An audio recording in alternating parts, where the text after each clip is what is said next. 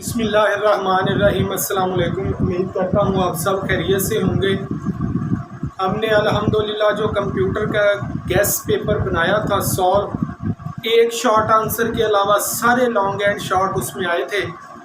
तो अब हमके ऊपर पुरजोर डिमांड थी कि आप मैथ का भी बनाएं जो है गेस्ट पेपर। तो मैथ का गेस्ट पेपर अल्हम्दुलिल्लाह हम बना रहे हैं और ये शॉर्ट क्वेश्चंस होंगे और थोड़ा सा ऑब्जेक्टिव आप टच कर पाएंगे ये शॉर्ट आंसर करने के बाद। तो इंशाल्लाह पूरी कोशिश की जाएगी कि आपको थोड़ी देर का जो हम लेक्चर बनाएंगे उसमें सारा कुछ कवर करने की कोशिश की जाएगी। जो शॉर्ट आंसर्स हैं और ऑब्जेक्टिव है इसको इंशाल्लाह ताला पूरी तरह से एड्रेस करने की कोशिश की जाएगी। तो क्वेश्चन अब है, हम स्टार्ट करते हैं। फर्स्ट क्वेश्चन जो आपको शॉर्ट आंसर्स के लिए आ सकता है वो है ऑर्डर फाइंड आउट करना, मर्तबा फाइंड आउट करना। और क्वेश्चन शुरू करने से पहले मैं एक और चीज़ बता दूं आपको, वो ये है कि ये इंग्लिश मीडियम और उर्दू मीडियम दोनों के लिए है। इंग्लिश मीडियम भी लिखा होगा, उर्दू मीडियम भी लिखा होगा। तो जो उर्दू वाले हैं वो अपना उर्दू में नोट कर लेंगे और इंग्लिश वाले अपना इंग्लिश में नोट कर लेंगे। तो फर्स्ट क्वेश्चन इज़ कि ऑर्डर ऑफ मैट्रिक्स या कॉलम का मर्तबा हमने फाइंड आउट करना है। क्वेश्चन सी, जी और एच हमको दिया गया है और ये सी, जी और एच मैट्रिसेस हैं, कॉलम हैं। इनका हमने ऑर्डर फाइंड आउट करना है, मर्तबा फाइंड आउट करना है। तो मर्तबा फाइंड आउट करने के लिए या ऑर्डर फाइंड आउट करने के लिए हमें नंबर ऑफ रोज का पता होना चाहिए और नंबर ऑफ कॉलम्स का। तो लेफ्ट से राइट जो सीधी लाइन में जो वैल्यूज आती हैं वो एक रो बनती है। तो इसलिए ये left to right one line है, तो इसकी रो आ गई एक। नंबर ऑफ रोज या कतारों की तादाद इसकी बन गई 1। और ऊपर से नीचे जो एक लाइन में top to bottom straight line में जो वैल्यू आती हैं वो एक कॉलम बनाती हैं। तो ये स्ट्रेट लाइन में ऊपर से नीचे एक कॉलम बन गया और ये एक दूसरा ऊपर से नीचे स्ट्रेट लाइन बनती है, तो 2 कॉलम इसमें हो गए। तो n इसमें 2 है।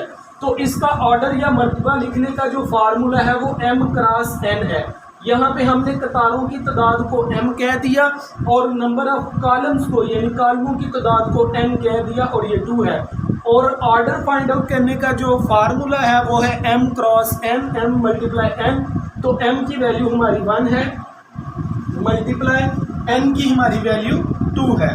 अगेन अगर इसमें देखें तो straight line left to right, एक ये, दूसरी ये, तीसरी ये, इसमें 3 रोज हैं।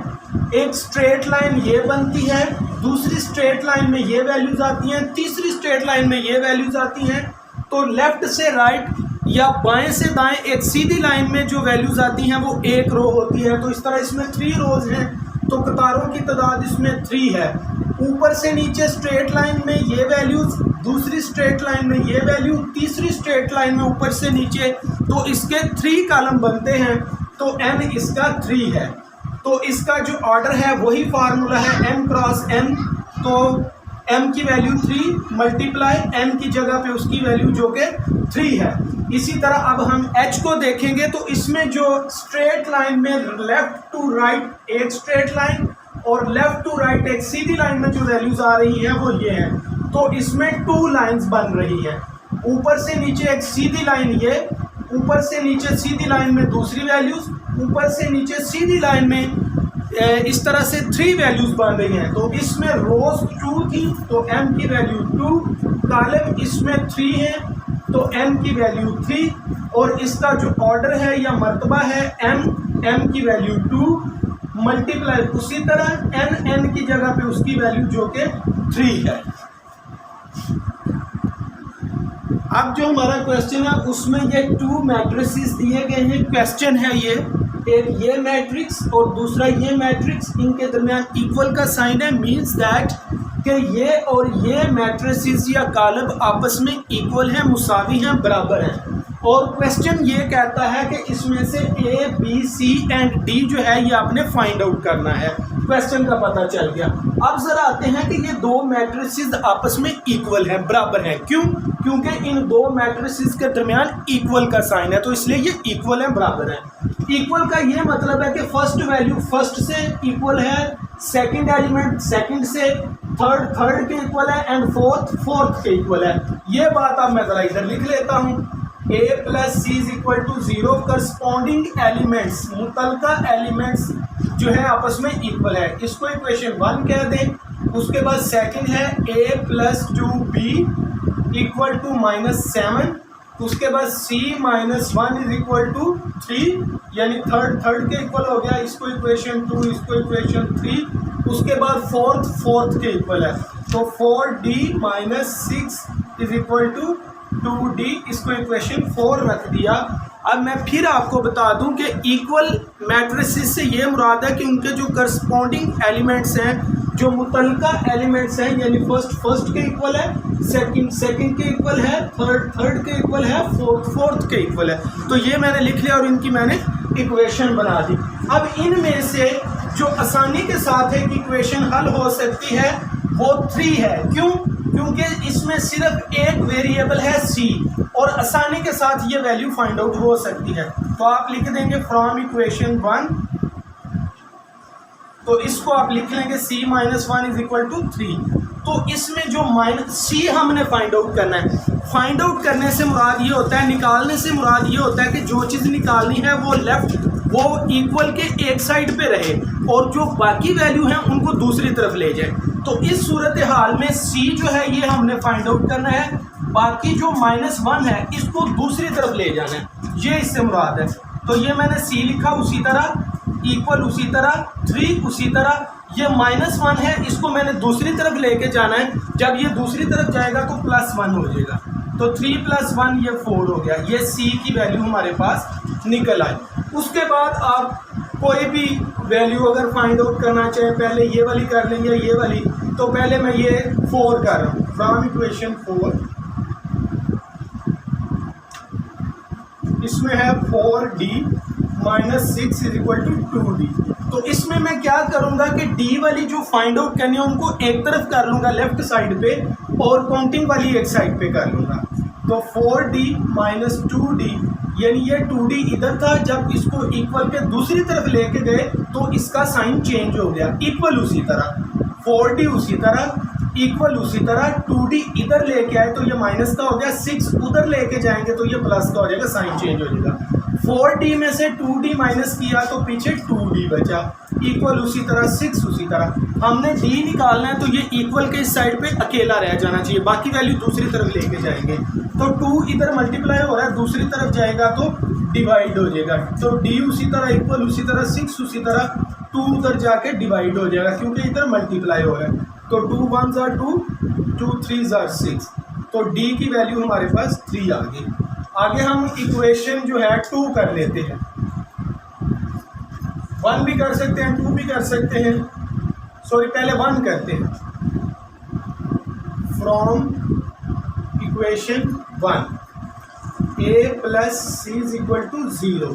अब जो है इसमें c की वैल्यू हमने, चूंकि ये वाली इक्वेशन इसलिए लिखी कि इसमें c की वैल्यू का हमें पहले से पता है, तो हम c की जगह पे उसकी वैल्यू लगाएंगे जो कि 4 है।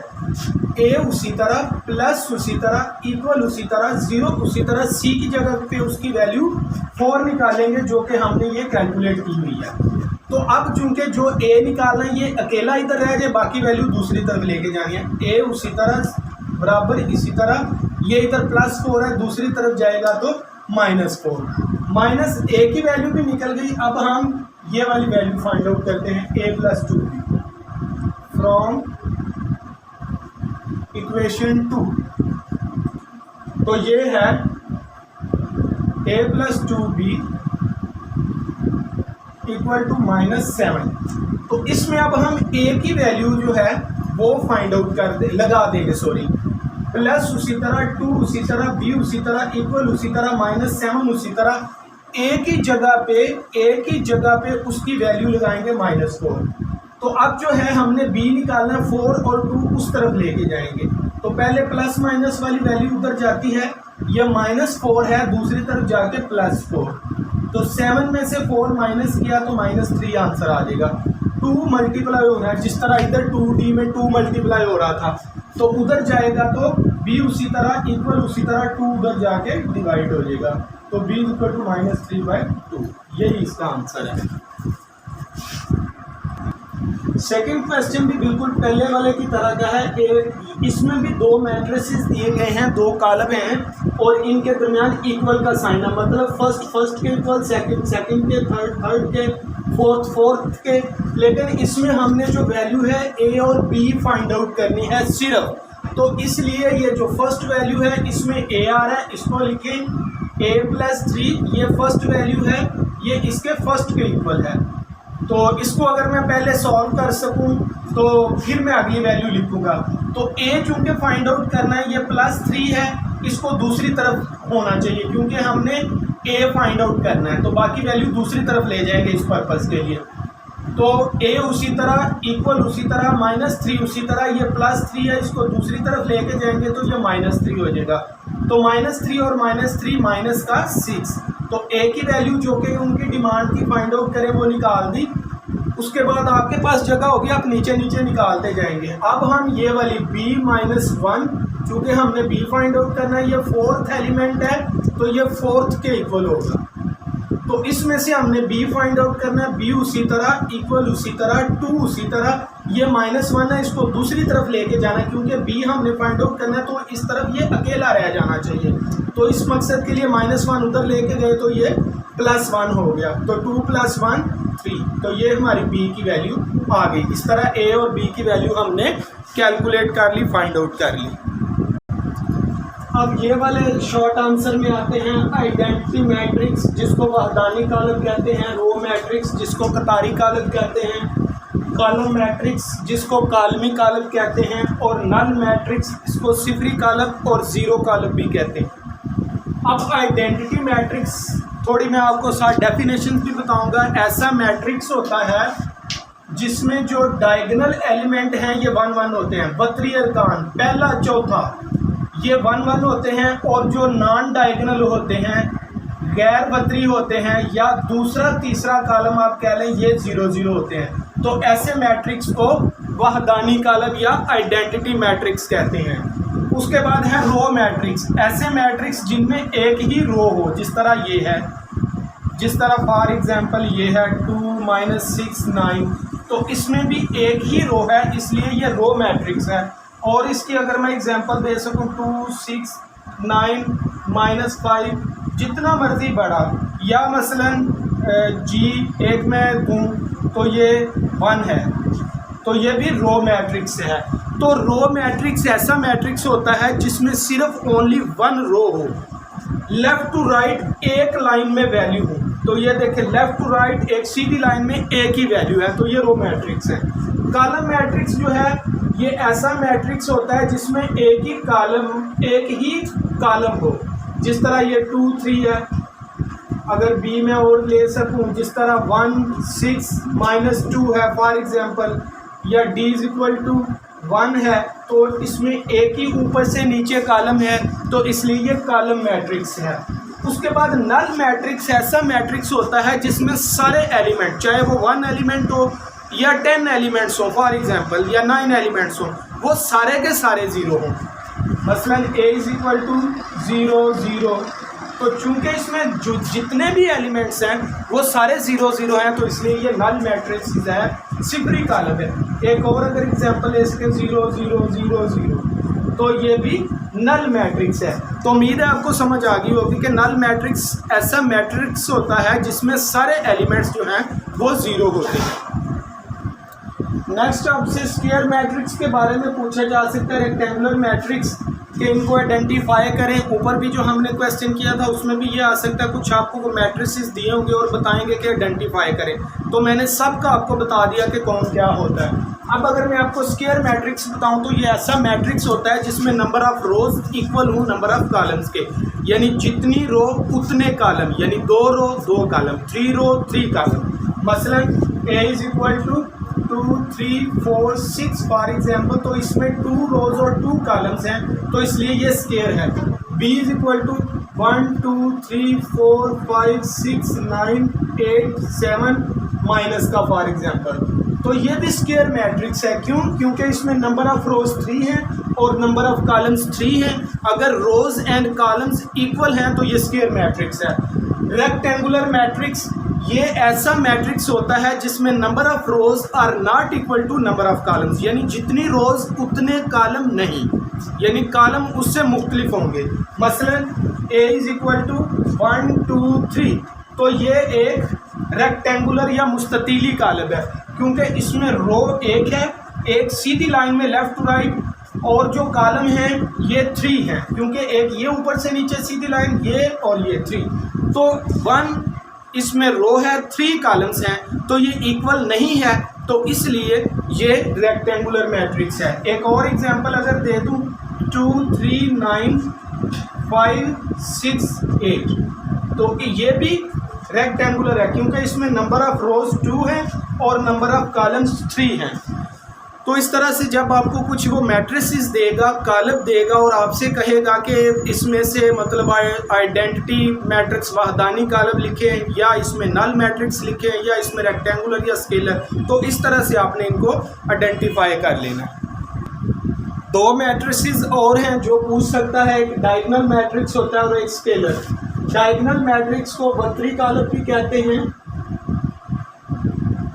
और स्केलर को स्केलर ही कहते हैं, स्केलर कॉलम। डायगोनल मैट्रिक्स ऐसा मैट्रिक्स होता है फॉर एग्जांपल जिसके डायगोनल में, जिसके वतर में कम अज़ कम एक डिजिट ऐसा होता है जो नॉन ज़ीरो हो, कम अज़ कम, और जो नॉन डायगोनल होते हैं वो ज़ीरो होते हैं, तो इसलिए ये एक डायगोनल या वत्री कॉलम है। अगर एक और एग्जांपल आपको दे सकूं तो मैंने कहा कम अज़ कम इधर जो है वो एक ऐसा एलिमेंट होता है कम अज़ कम, लेकिन इधर भी डायगोनल में दोनों भी हो सकते हैं, लेकिन कम अज़ कम एक ऐसा होगा जो नॉन ज़ीरो होगा।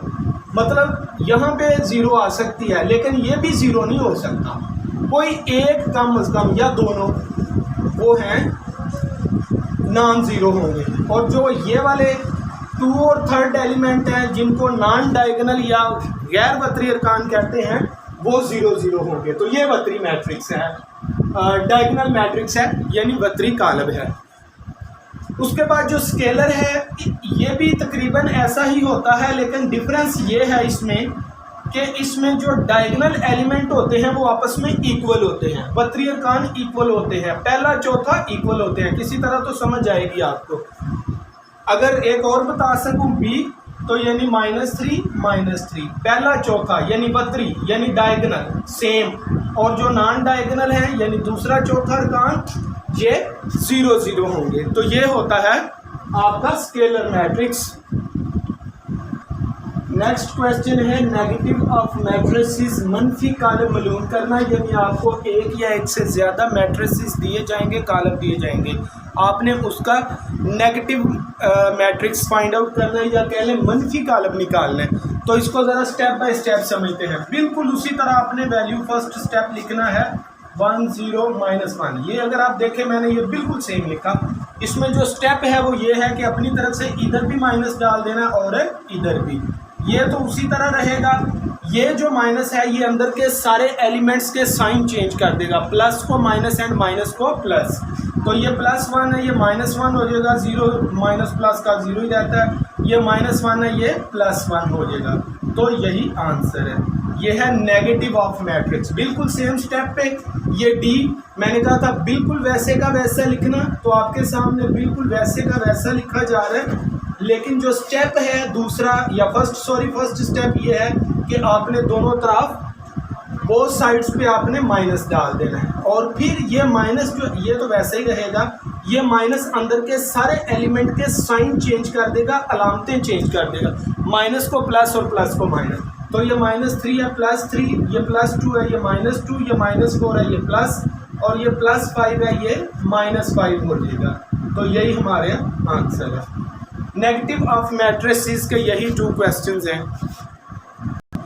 नेक्स्ट हमारा क्वेश्चन है ट्रांसपोज ऑफ मैट्रिसेस। आपको एक मैट्रिक्स दिया जाएगा, कॉलम दिया जाएगा और क्वेश्चन होगा कि इसका ट्रांसपोज निकालें।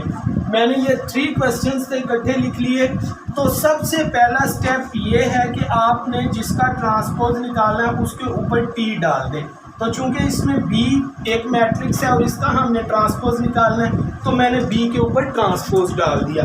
अब इसमें ट्रिक क्या है, करना क्या है, इसमें जो रो होती है इसको कॉलम बना देते हैं, जो लेफ्ट से राइट वैल्यू होती है इसको टॉप से बॉटम लिख देते हैं। किसी तरह तो समझ आएगी आपको। तो ये लेफ्ट से राइट था, मैंने टॉप टू बॉटम लिख दिया यानी कॉलम बना दिया, यही आंसर है। इसी तरह हम निकालते हैं ट्रांसपोज। तो अगेन उसी तरह सी का हमने ट्रांसपोज निकालना है, तो इसके ऊपर हम क्या डालेंगे, टी। और इसकी जो फर्स्ट रो है इसको फर्स्ट कॉलम बना दिया, इसकी जो सेकंड रो है इसको सेकंड कॉलम बना दिया, इसकी जो थर्ड रो है इसको थर्ड कॉलम बना दिया। यानी पहली लेफ्ट टू राइट को पहला टॉप टू बॉटम, दूसरा लेफ्ट टू राइट को दूसरा टॉप टू बॉटम, और तीसरा बाएं से दाएं को तीसरे नंबर पर ऊपर से नीचे लिख दिया। इस तरह से बनता है मैट्रिक्स। अब ई का हमने ट्रांसपोज, इस तरह से बनता है मैट्रिक्स ट्रांसपोज वाला।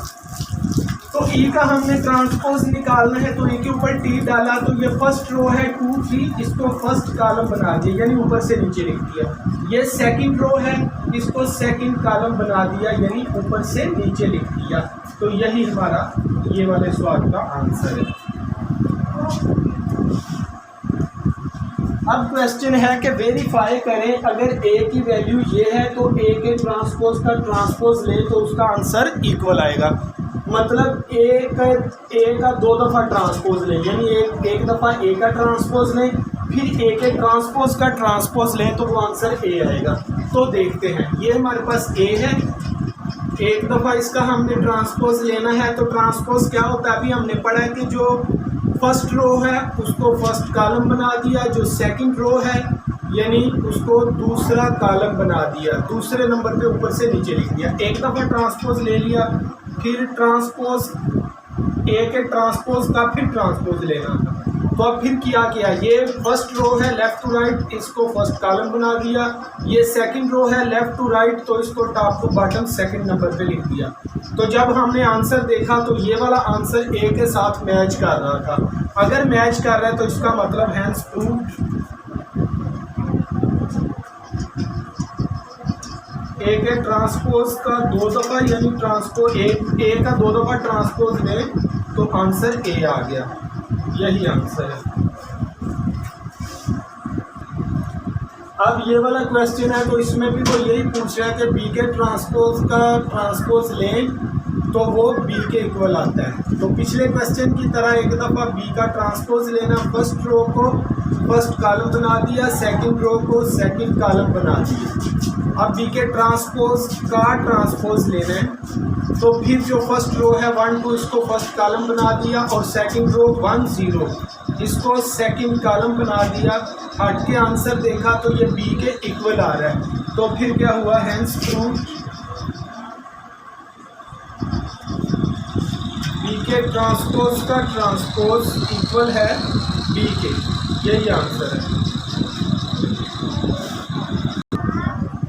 नेक्स्ट क्वेश्चन है, which of the following matrices are conformable for addition, यानी कौन कौन से कॉलम आपस में जमी खसियत रखते हैं। क्वेश्चन का मतलब ये है कि ये कुछ मैट्रिसेस दिए गए हैं, कौन कौन से आपस में ऐड हो सकते हैं, या 2 मैट्रिसेस आपस में ऐड कब होते हैं, ये भी शॉर्ट तौर पर आपको बता सकूं। तो अगर number of rows equal to हो नंबर ऑफ कॉलम्स के, तो वो मैट्रिसेस आपस में ऐड हो सकते हैं। या अगर और आसान अगर थोड़ा सा कर दूं, अगर इसमें 4 एलिमेंट्स हैं तो ये उसके साथ ऐड हो सकता है जिसके दूसरे कॉलम के दूसरे मैट्रिक्स के भी 4 एलिमेंट हो।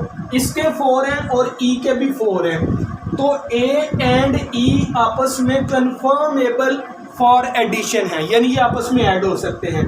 बी, इसमें एक कॉलम है 2 रो हैं, तो डी, इसमें एक कॉलम है 2 रो हैं, तो बी और डी भी आपस में ऐड हो सकते हैं। सी और एफ, क्योंकि इसमें 3 रोज हैं और 2 कॉलम्स हैं, तो इसमें भी 3 रोज हैं और 2 कॉलम हैं, तो ये भी आपस में सी और एफ आपस में जमी खासियत रखते हैं या कन्फर्मेबल फॉर एडिशन।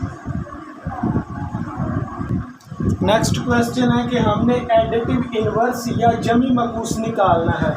किसका, ये 3 क्वेश्चन थे शॉर्ट, मैंने लिख लिए। तो हमने बी का एडिटिव इनवर्स निकालना है या जमी मकूस। तो इसका स्टेप समझते हैं। पहले नंबर पे वैसे की वैसी वैल्यू आपने लिख लेनी है,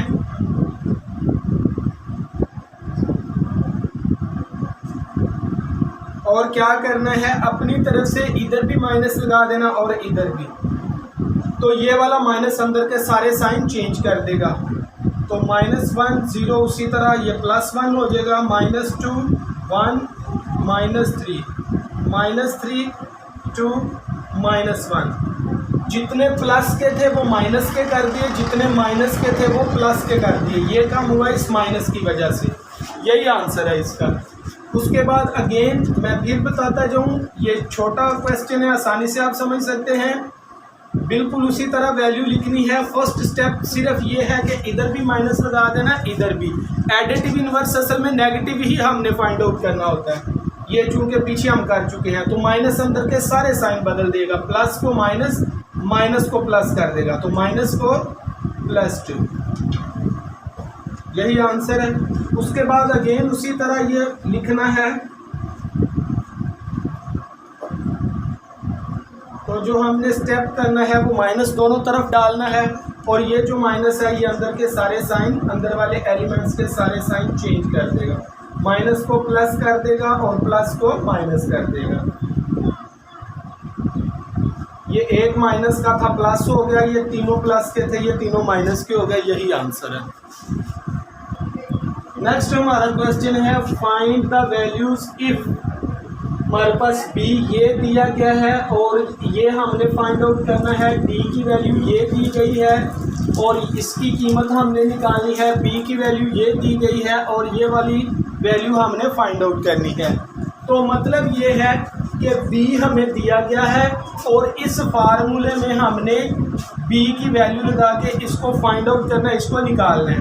तो ये एक किस्म का फार्मूला है, और फार्मूले में दूसरे नंबर पर हमने वैल्यू लगानी होती है। मसलन ये b है, अब यहाँ पे फार्मूले में b नहीं आएगा, बल्कि b की जगह पे ये वाली उसकी वैल्यू आएगी।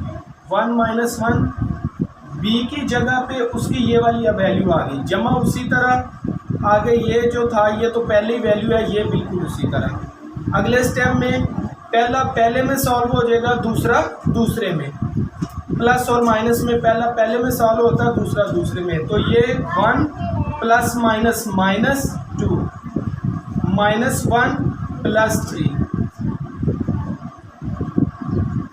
2 में से 1 करेंगे तो -1 आ जाएगा, 3 में से 1 माइनस का करेंगे तो 2 आ जाएगा। यही आंसर है। उसके बाद ये वाला क्वेश्चन है बिल्कुल उसी तरह। d में हमने d नहीं लिखना, बल्कि d की ये वाली वैल्यू लिखनी है। फार्मूले में d नहीं लिखना, बल्कि उसकी वैल्यू लिखनी है। तो वो है 1 2 3 और -1 0 2। आगे प्लस है उसी तरह, ये वाली वैल्यू है तो वैल्यू उसी तरह रहेगी। सेकंड स्टेप की बात कर रहा हूँ। तो अब पहला पहले में सॉल्व हो जाएगा, दूसरा दूसरे में, तीसरा तीसरे में। प्लस और माइनस में ऐसे करते हैं। तो 1 + 0 1, 2 + 1 3, 3 में 0 ऐड करेंगे 3, -1 में 2 ऐड करेंगे तो ये 1 रह जाएगा, क्योंकि 2 की बढ़ी है प्लस की।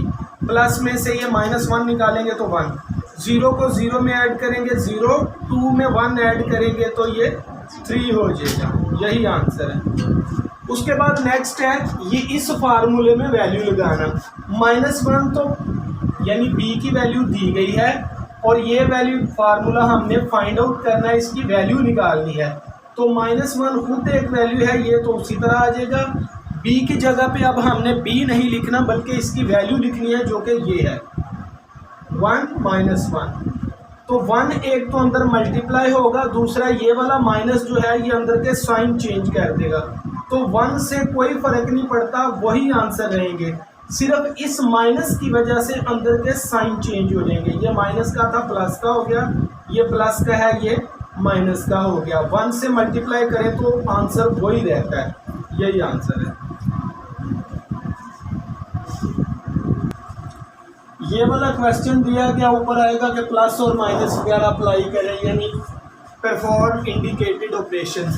इसमें प्लस है और माइनस है, तो पहले आप फर्स्ट 2 मैट्रिक्स कर लें, क्योंकि प्लस और माइनस में से चाहे पहले प्लस कर लें या माइनस कर लें। तो हम लेफ़्ट साइड से जो फर्स्ट 2 मैट्रिक्स हैं लिहाजा उनको सॉल्व कर लेते हैं। तो इसलिए फर्स्ट प्लस और माइनस में करस्पॉन्डिंग एलिमेंट्स यानी पहला पहले में, दूसरा दूसरे में, तीसरा तीसरे में, चौथा चौथे में सॉल्व होता है। 1 में 0 ऐड करेंगे 1, 0 में 2 ऐड करेंगे 2, 0 में 3 ऐड करेंगे तो 3, 1 में 0 ऐड करेंगे तो 1। इन दो का आंसर ये आ गया। आगे माइनस उसी तरह, इसको हमने कुछ नहीं कहा तो ये वैसे का वैसे नीचे आ जाएगा।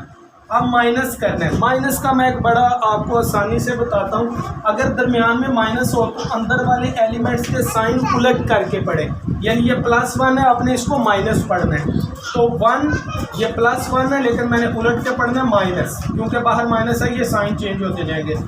1 - 1 0, 2 - 1 क्योंकि इसको मैं उलट पढ़ूंगा इसकी वजह से, 2 - 1 1, 3 में से 1 माइनस किया, ये -1 होगा। 3 - 1 2, उसके बाद आ जाएगा 1 - 0 तो वो 1 ही रहेगा। ये आंसर है। ये भी बिल्कुल पहले क्वेश्चन की तरह है। पहले हम ये वाला +2 कर, 2 मैट्रिसेस को आपस में ऐड करेंगे तो 1 में 2 ऐड किया। जब प्लस हो तो जो साइन हो वही पढ़ते हैं। पीछे यहाँ पे माइनस था तो यहाँ पे हमने जो भी एलिमेंट्स थे उनके उलट के साइन पढ़े, प्लस वाले को माइनस और माइनस वाले को प्लस। प्लस हो तो यही पढ़ेंगे, यानी 1 + 2 3, 2 में 1 ऐड किया 3, 0 में 1 ऐड किया 1, 1 में 0 ऐड किया 1। वही सिंबल लिए जो इनके ओरिजिनल थे। अगर इधर माइनस हो तो उलट के लेते हैं, प्लस वाले को माइनस लेते हैं और माइनस वाले को प्लस। इन दो का ये वाला आंसर आ गया। आगे प्लस उसी तरह, इसको हमने अभी कुछ नहीं किया, ये भी उसी तरह।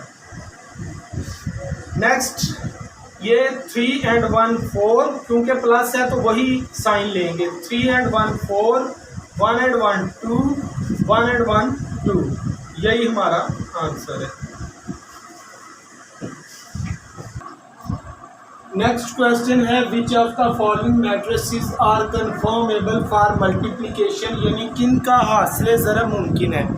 तो अगर फर्स्ट मैट्रिक्स के कॉलम बराबर हों दूसरे कॉलम के रो से, जिस तरह ये पहला कॉलम है इसके 2 कॉलम हैं और 2 रोज हैं, तो ये आपस में मल्टीप्लाई हो सकते हैं, यानी कन्फर्मेबल फॉर एडिशन। इसमें फर्स्ट के 2 कॉलम हैं, सेकंड की 2 रो हैं, तो ये भी आपस में मल्टीप्लाई हो सकते हैं। इसमें फर्स्ट का 1 कॉलम है और सेकंड मैट्रिक्स की 2 रोज हैं, ये आपस में मल्टीप्लाई नहीं हो सकते। मल्टीप्लिकेशन में पहले कॉलम के कॉलम और दूसरे के कॉलम की रोज इक्वल हो, पहले के कॉलम दूसरे की रोज अगर ये इक्वल हैं तब वो मल्टीप्लाई हो सकते हैं। तो इसमें पहले के 2 कॉलम हैं और दूसरे की 2 रो हैं, तो ये कन्फर्मेबल फॉर एडिशन है, इनकी मल्टीप्लिकेशन मुमकिन है। इसके 3 कॉलम्स और 3 रोज, तो ये भी आपस में मल्टीप्लाई हो सकते हैं। सिर्फ ये मल्टीप्लाई नहीं हो सकता, बाकी सारे मल्टीप्लाई हो सकते हैं। अब हमारे पास हमने प्रोडक्ट फाइंड आउट करना है या हासिल ज़रूरत क्या लें। 2 मैट्रिसेस ये हैं, 2 ये हैं, 2 ये हैं, इनको मल्टीप्लाई करना है। तो मल्टीप्लाई करते किस तरह से हैं, ये फर्स्ट रो है, ये पहले फर्स्ट कॉलम से मल्टीप्लाई होगी, यानी बाकी ये सारे इनको आप हैंड रख लें। 2 2 ज़ा 4, 2 3 ज़ा 6, तो 4 + 6 आ गया। उसके बाद ये फर्स्ट रो ने सेकंड कॉलम से भी मल्टीप्लाई होना है, तो -2 1 ज़ा 2, 3 0 0, तो -2 + 0। अब इसी तरह सेकंड रो ने सारे कॉलम से मल्टीप्लाई होना है, यानी ये और ये नहीं और ये भी, तो ये 1 ने फर्स्ट कॉलम से मल्टीप्लाई होना है। इधर आप समझे जा ही नहीं सकते, दूसरी रो इससे मल्टीप्लाई होगी, तो 2 1 ज़ा 2 और 1 3 ज़ा 3, 1 ज़ा 3। अब पहले कॉलम से मल्टीप्लाई हो लिया, अब आप फर्स्ट कॉलम में नहीं जा सकते, सेकंड रो अब सेकंड कॉलम से मल्टीप्लाई होगी, तो -1 ज़ा -1 और 1 0 0। अब सेकंड रो ने भी मल्टीप्लाई हो लिया, तो अब आप थर्ड को मल्टीप्लाई करेंगे पहले कॉलम के साथ, यानी पहले इस रो को सारे कॉलम से मल्टीप्लाई करना होता है तरतीब से, तो इसलिए 2 0 0 माइनस 2 3 जार 6। थर्ड रो ने पहले कॉलम से मल्टीप्लाई हो लिया, अब ये अगले कॉलम से मल्टीप्लाई होगी, तो 0 माइनस 1 0 0 माइनस 2 0 0। फिर मैं एक दफ़ा बता दूं, पहले फर्स्ट रो ने फर्स्ट कॉलम से सेकंड कॉलम से, और फिर सेकंड रो ने फर्स्ट कॉलम से मल्टीप्लाई होना होता है, फिर सेकंड कॉलम से, फिर जो रो है इसने सारे मैट्रिक्स से सारे कॉलम से मल्टीप्लाई होना होता है। फिर मैं और फिर आसान करके बताता हूँ, पहले मैट्रिक्स की जो रो है जितने कॉलम होते हैं उनसे मल्टीप्लाई होना होता है तरतीब से, फिर दूसरी रो ने सारे कॉलमों से मल्टीप्लाई होना होता है, फिर थर्ड रो ने सारे कॉलमों से मल्टीप्लाई होना होता है। तो अब अगला कॉलम जो है वो इसको ऐड करने का है, तो ये 10 माइनस 2 में 0 करें तो minus 2, so yes minus 2, 2 and 3 5, minus 1 में 0 माइनस 1, माइनस 6 में 0 तो माइनस 6 ही रहेगा, 0 में 0 करें तो वो 0 ही रहता है। यही हमारा आंसर है। अब इसको मैं फिर ज़रा आपको बताता हूँ और थोड़ा अच्छी तरह से बताने की कोशिश करता हूँ। पहले हमने पहली रो लेनी है और उसको दूसरे कॉलम के सारे कॉलमों से पहले मल्टीप्लाई कर दें। तो पहले ये वाली रो लें, इसको भी क्रॉस कर दें ताकि आपको पता चले। इसने पहले कॉलम से ज़रब होना है, फिर दूसरे कॉलम से ज़रब होना है, लेकिन पहले कॉलम से ज़रब होगी। अब आपको पता चलेगा इसने इस तरह से मल्टीप्लाई होना है। तो ये पहले के साथ 8 2 जार 16, आगे 5 4 जार 20। तो पहली रो ने पहले कॉलम से मल्टीप्लाई हो लिया। अब पहले कॉलम में आपने नहीं जाना, इससे मल्टीप्लिकेशन हो गई। अब इसने इससे मल्टीप्लाई होना है। 8 जब इससे मल्टीप्लाई होगा तो ये आप करके देख लें, -5/2 चूँकि बटा है, 2 1 जार 2 2 4 जार 8 और ये आ जाएगा 4.20 माइनस का 20। इस तरह से ये मल्टीप्लिकेशन हो गई। नेक्स्ट है 5 और इधर से कौन सा बचता है 4, 5 4 जार 20। अब फर्स्ट रो ने पहले कॉलम से मल्टीप्लाई हो लिया, फिर दूसरे कॉलम से भी मल्टीप्लाई हो लिया। अब फर्स्ट रो जो है ये ख़त्म, अब इसने कुछ मल्टीप्लिकेशन। अब सेकंड रो जो है ये पहले कॉलम से मल्टीप्लाई होगी, दूसरे की तरफ ये नहीं जा सकता। तो अब क्या होगा, 6 2 जार 12, 4 4 जार 16। फिर 6 अब इससे मल्टीप्लाई होगा तो ये करके देख ले, 6 मल्टीप्लाई -5/2 तो 2 3 जार 6, 3 5 15, तो ये -15 आ गया। आगे ये 4 और ये 4, सॉरी ये पहले इससे मल्टीप्लाई हो लिया। यस, अब इसको हमने ओके करना था, ये क्रॉस इसकी ये मल्टीप्लिकेशन होगी, अब इससे वो मल्टीप्लाई होना था। तो 6 इससे मल्टीप्लाई हो रहा है तो इसका आंसर आ गया 3 5 जार 15। अब आगे 4 है और इसमें ज़ाहिर है ये वाली दूसरी वैल्यू बन गई है, तो 4 4 जार 16। इस तरह से ये मल्टीप्लाई होंगे। अब अगला स्टेप इनको प्लस माइनस करना है, तो 20 में से 16 माइनस किया तो -4, 20 और 20 कट के 0 आ गए। 16 में से 12, जिस तरह यह 16 में से 12 किया तो -4, 16 में से 15 निकाला तो +1, बड़ी का साइन आ रहा है, ये वाला आंसर है। इसमें भी हम मल्टीप्लाई करते हैं, तो पहले जो फर्स्ट रो है इसको हमने लेना है, ये फर्स्ट कॉलम से मल्टीप्लाई होगी, सेकंड को क्रॉस कर दें ताकि आपको पता चले फर्स्ट रो फर्स्ट कॉलम से मल्टीप्लाई हो रही है। -1 0 0 2 0 0, फर्स्ट कॉलम से मल्टीप्लिकेशन हो गई। आगे आप फर्स्ट को क्रॉस कर दें, अभी फर्स्ट रो ने अभी सेकंड कॉलम से मल्टीप्लाई होना है, तो -1 0 0 2 0 0। अब जो फर्स्ट रो है इसने फर्स्ट कॉलम से भी मल्टीप्लाई हो लिया, सेकंड से भी, तो इसलिए अब फर्स्ट क्रॉस होगी। अब फर्स्ट रो की तरफ हमने नहीं जाना, अब सेकंड रो जो है ये फर्स्ट कॉलम से मल्टीप्लाई होगी और सेकंड कॉलम से 1 0 0 3 0 0। अब फर्स्ट कॉलम से मल्टीप्लिकेशन हमने कर ली थी, अब जो है वो फर्स्ट कॉलम क्रॉस हो गया, सेकंड कॉलम को हम मल्टीप्लाई कर रहे हैं। 100,300। अब इनको ऐड करेंगे तो ये 0 0 ही आ जाएगा, क्योंकि 0 में 0 ऐड करें तो 0 ही रहता है। यही हमारा आंसर है। नेक्स्ट हमारा क्वेश्चन है कि डिटर्मिनेंट फाइंड आउट करना है। एक मैट्रिक्स दिया गया होगा, उसका मक्ता या डिटर्मिनेंट निकालना है। तो फर्स्ट स्टेप बिल्कुल इनको उसी तरह लिखना है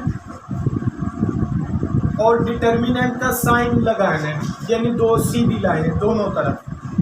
अब क्या होता है कि डायगोनल को आपस में मल्टीप्लाई करते हैं और नॉन डायगोनल को आपस में, वत्री अरकान को आपस में ज़रब करते हैं और गैर वत्री अरकान को आपस में। पहले को चौथे से मल्टीप्लाई करते हैं या दूसरे को और दूसरे और तीसरे को, समझ आ गई होगी, यानी क्रॉस मल्टीप्लाई करते हैं। पहले इसको तो 2 1s are 2, 2 3s are 6, पहले वत्री को कर लिया। अब नॉन डायगोनल को 2 3s are 6। इसमें मैं आपको बताता चलूँ, जो आपका रियल आंसर आएगा उसका साइन आपने उलट के डालना है। यानी ये आ रहा है 6 प्लस का, लेकिन आप इसको माइनस का डालेंगे क्योंकि इसमें फार्मूले की माइनस होती है। जब आप 2 और 3 को मल्टीप्लाई करेंगे तो जो इनका साइन आएगा वो उलट के लिखना है, ये डिटर्मिनेंट में करते हैं। तो -2 और -6 साइन माइनस का आएगा, करेंगे टोटल तो ये 8 हो गया। यही आंसर है। नेक्स्ट हमारा क्वेश्चन है कि सिंगुलर और नॉन सिंगुलर इनमें से कौन से हैं, या नादर या गैर नादर कालब कौन से हैं। तो ये देखना कि सिंगुलर और नॉन सिंगुलर या नादर या गैर नादर कालब कौन से हैं, तो इसके लिए भी हम डिटर्मिनेंट ही निकालते हैं। तो पहले तो हम डिटर्मिनेंट निकालते हैं, मक्ता निकालते हैं। तो ये दो सीधी लाइनें लगाते हैं जिस तरह मैंने बताया पिछले क्वेश्चन में, और इसमें ये जो हैं इनको आपस में मल्टीप्लाई करते हैं। 3 4s are 12, 2 6s are 12। लेकिन मैंने कहा था अगर ये जो 2 3 है यानी नॉन डायगोनल एलिमेंट्स हैं, इनका प्लस आए तो माइनस उलट के लिखना होता है क्योंकि इनके दरमियान माइनस होता है। तो -12 और +12 ये 0 आ जाएगा। और अगर आंसर आ जाए 0 तो ये सिंगुलर यानी नादर कालब, इसको आप लिख देंगे सिंगुलर या नादर कालब, सिंगुलर मैट्रिक्स। इसी तरह इसका हम सिंगुलर और नॉन सिंगुलर देखने के लिए कि ये सिंगुलर मैट्रिक्स है या नॉन सिंगुलर, उर्दू मीडियम वाले नादर कालब है या गैर नादर कालब, तो आप इसका मक्ता लेंगे, डिटर्मिनेंट लेंगे 4 1 3 2।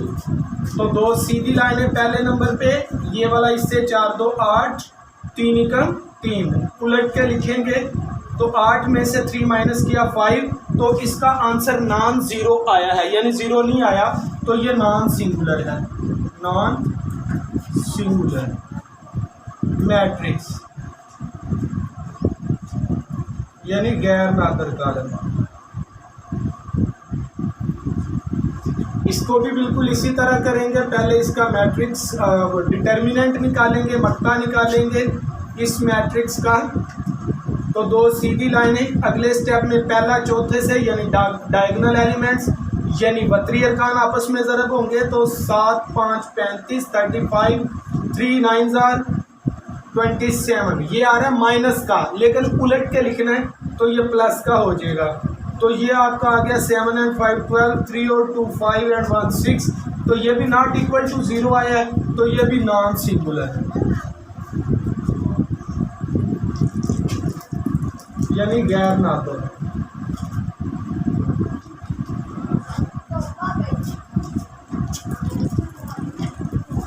अब इसको भी हम लिखेंगे तो d इज इक्वल टू 5 - 10 -2 4, सीधी लाइनें। तो 4 5s are 20, 2 10s are 20, minus minus plus, तो इसका +20 आंसर आता है, लेकिन हमने उलट के लिखना है। तो +20 - 20 0, तो ये सिंगुलर मैट्रिक्स है।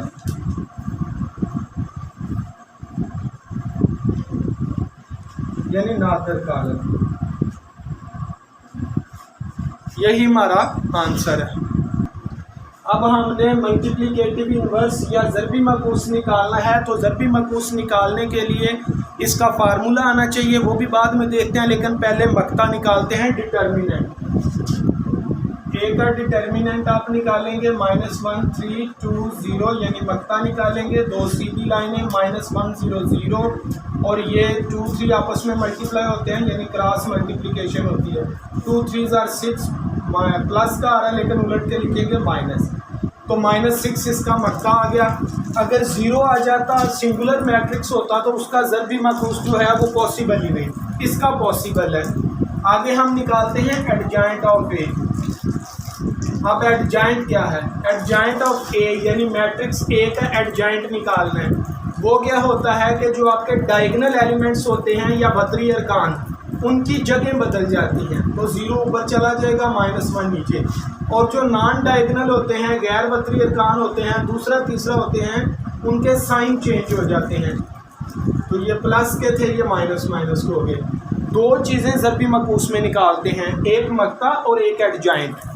तो अब क्या करना है? अब ज़रबी मकूस का फार्मूला लगाना है। फार्मूला ये होता है 1/a का मक्ता मल्टीप्लाई एडजॉइंट ऑफ ए। अब इस फार्मूले में वैल्यू लगा दें। ए डिटर्मिनेंट की जगह पे उसकी वैल्यू आ जाएगी -6, एडजॉइंट ऑफ ए की जगह पे इसकी वैल्यू लगा देंगे। ये एडजॉइंट ऑफ ए फार्मूले में आया है, जब फार्मूले में आ जाए तो फिर यहाँ पे एडजॉइंट ऑफ ए नहीं बल्कि इसकी वैल्यू लिखते हैं, -2 -1। तो अब ये जो -6 है ये सब के बटे में चला जाएगा, सब को डिवाइड करेगा। तो -3 बाई -6, -2 बाई -6, -1 बाई -6।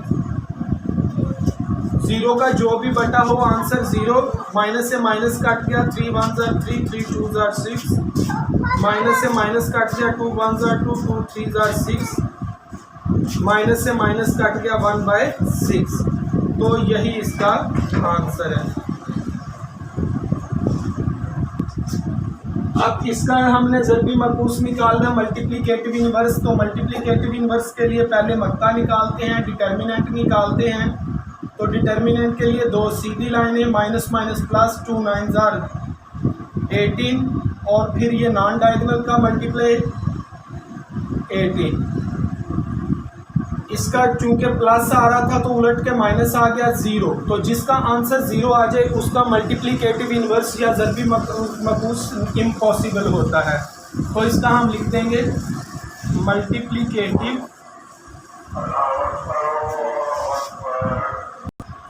तो इसका ये चूंकि 0 आया लिख देंगे multiplicative inverse is not possible या ज़रबी मकूस मुमकिन नहीं। अब इसका हमने मल्टीप्लिकेटिव इनवर्स निकालना है, तो वही तरीका 2 इससे मल्टीप्लाई करेंगे। इसको हम साइड पे रफ पे करके देख लेते हैं। 1/2 मल्टीप्लाई 2, तो 2 से 2 काट के 1 बच गया। 3/4 को 1 से करेंगे तो 3/4 ही आएगा, क्योंकि इसमें साइन माइनस का यानी उलट के लगाते हैं। अब इसका अगर हम वो निकालें एलसीएम तो 4 आएगा, 4 1 जार 4 और 3 उसी तरह। 4 में से 3 माइनस किया 1 तो 4 उसी तरह रह गया। ये आ गया इसका डिटर्मिनेंट।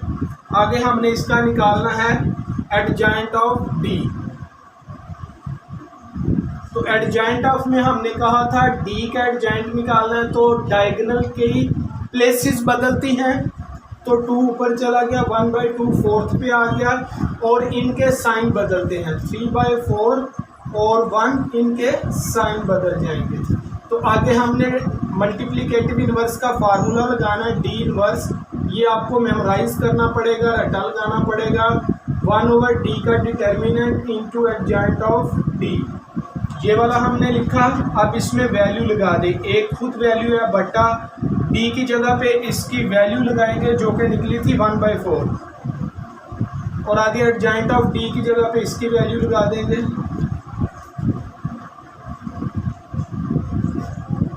अब जो बटे का बटा होता है ये ऊपर चला जाता है। 4 1 जार 4 यानी को जो बटे में चला जाए तो जो तीसरे नंबर वाला होता है वो पहले से मल्टीप्लाई हो जाता है। तो 4 1 जार 4,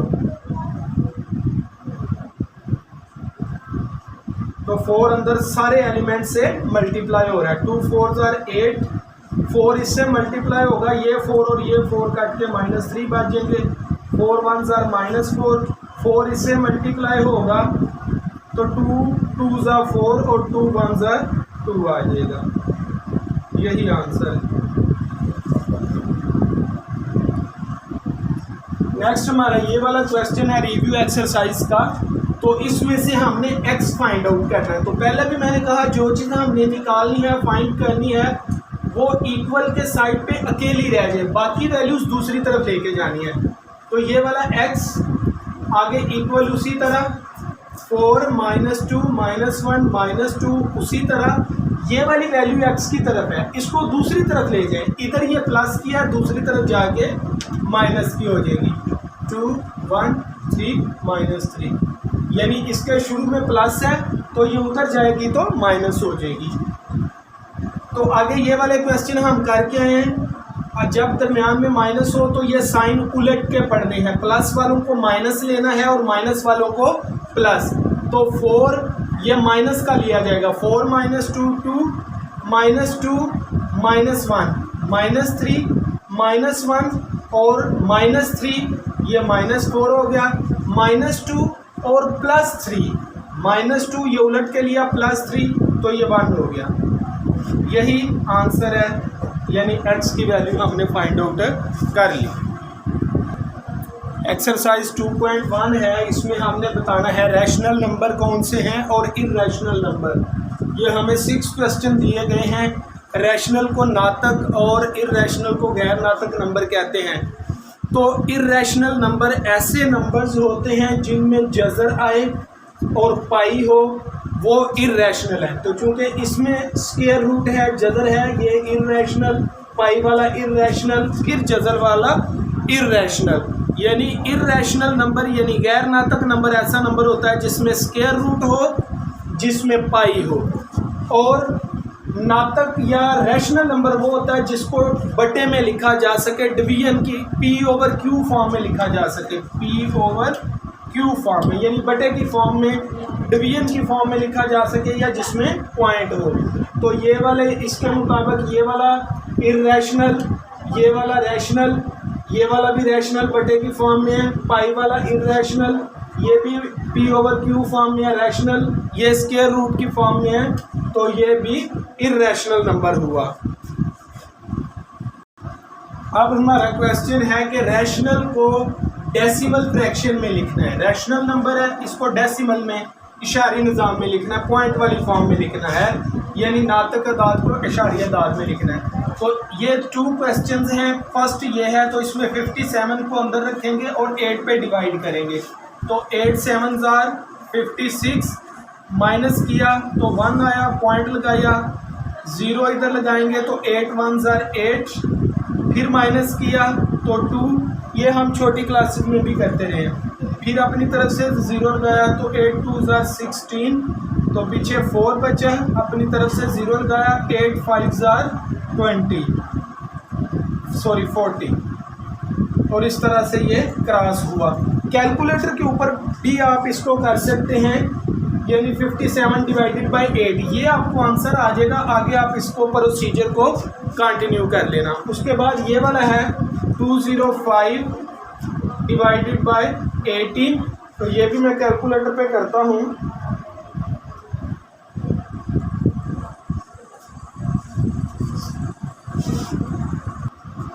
तो इसका जो आंसर आ रहा है वो आ रहा है 11.38888। आगे आप इसको जो है वो खुद से सॉल्व कर लेना, ये डिवाइड ही करना है। नेक्स्ट हमारा क्वेश्चन है 2/3 -4/5 -2 5/8। ये एक नंबर है, कहते हैं कि इसको नंबर लाइन के ऊपर लिखें, नंबर लाइन के ऊपर जाहिर करें, रिप्रेजेंट करें। तो नंबर लाइन से क्या मुराद होती है, किस तरह की लाइन होती है, साइड पे एरोज लगा देते हैं, दरमियान में 0 और कुछ वैल्यूज प्लस की, 0 से राइट साइड पे प्लस वाली वैल्यू होती हैं और 0 से लेफ्ट साइड पे माइनस वाली वैल्यू होती है। बिल्कुल इसी तरह मैंने किया। ये चूंकि मेरे पास जगह कम थी, मैंने सिर्फ -1 इधर लिखा और इधर 1, इस तरह से ये वैल्यू नंबर लाइन पे होती है। अब 2/3 जिसके शुरू में कुछ नहीं होता, आप 0 लगा सकते हैं अपनी तरफ से। तो इसका मतलब 0 से आपने 2/3 यानी 0 से आगे जो है वो टोटल 3 आपके उसको 3 हिस्सों में डिवाइड करेंगे, टोटल 1 2 और ये 3। इक्वल ये होंगे तकरीबन। तो आप यहाँ से गिनेंगे ये वाला 0 और 3 में से 2, तो यानी ये टोटल आपने लाइनें कितनी लगानी है 3, 0 से और 1 के दरमियान। क्यों? क्योंकि यहाँ पे कुछ नहीं था, मतलब 0 था।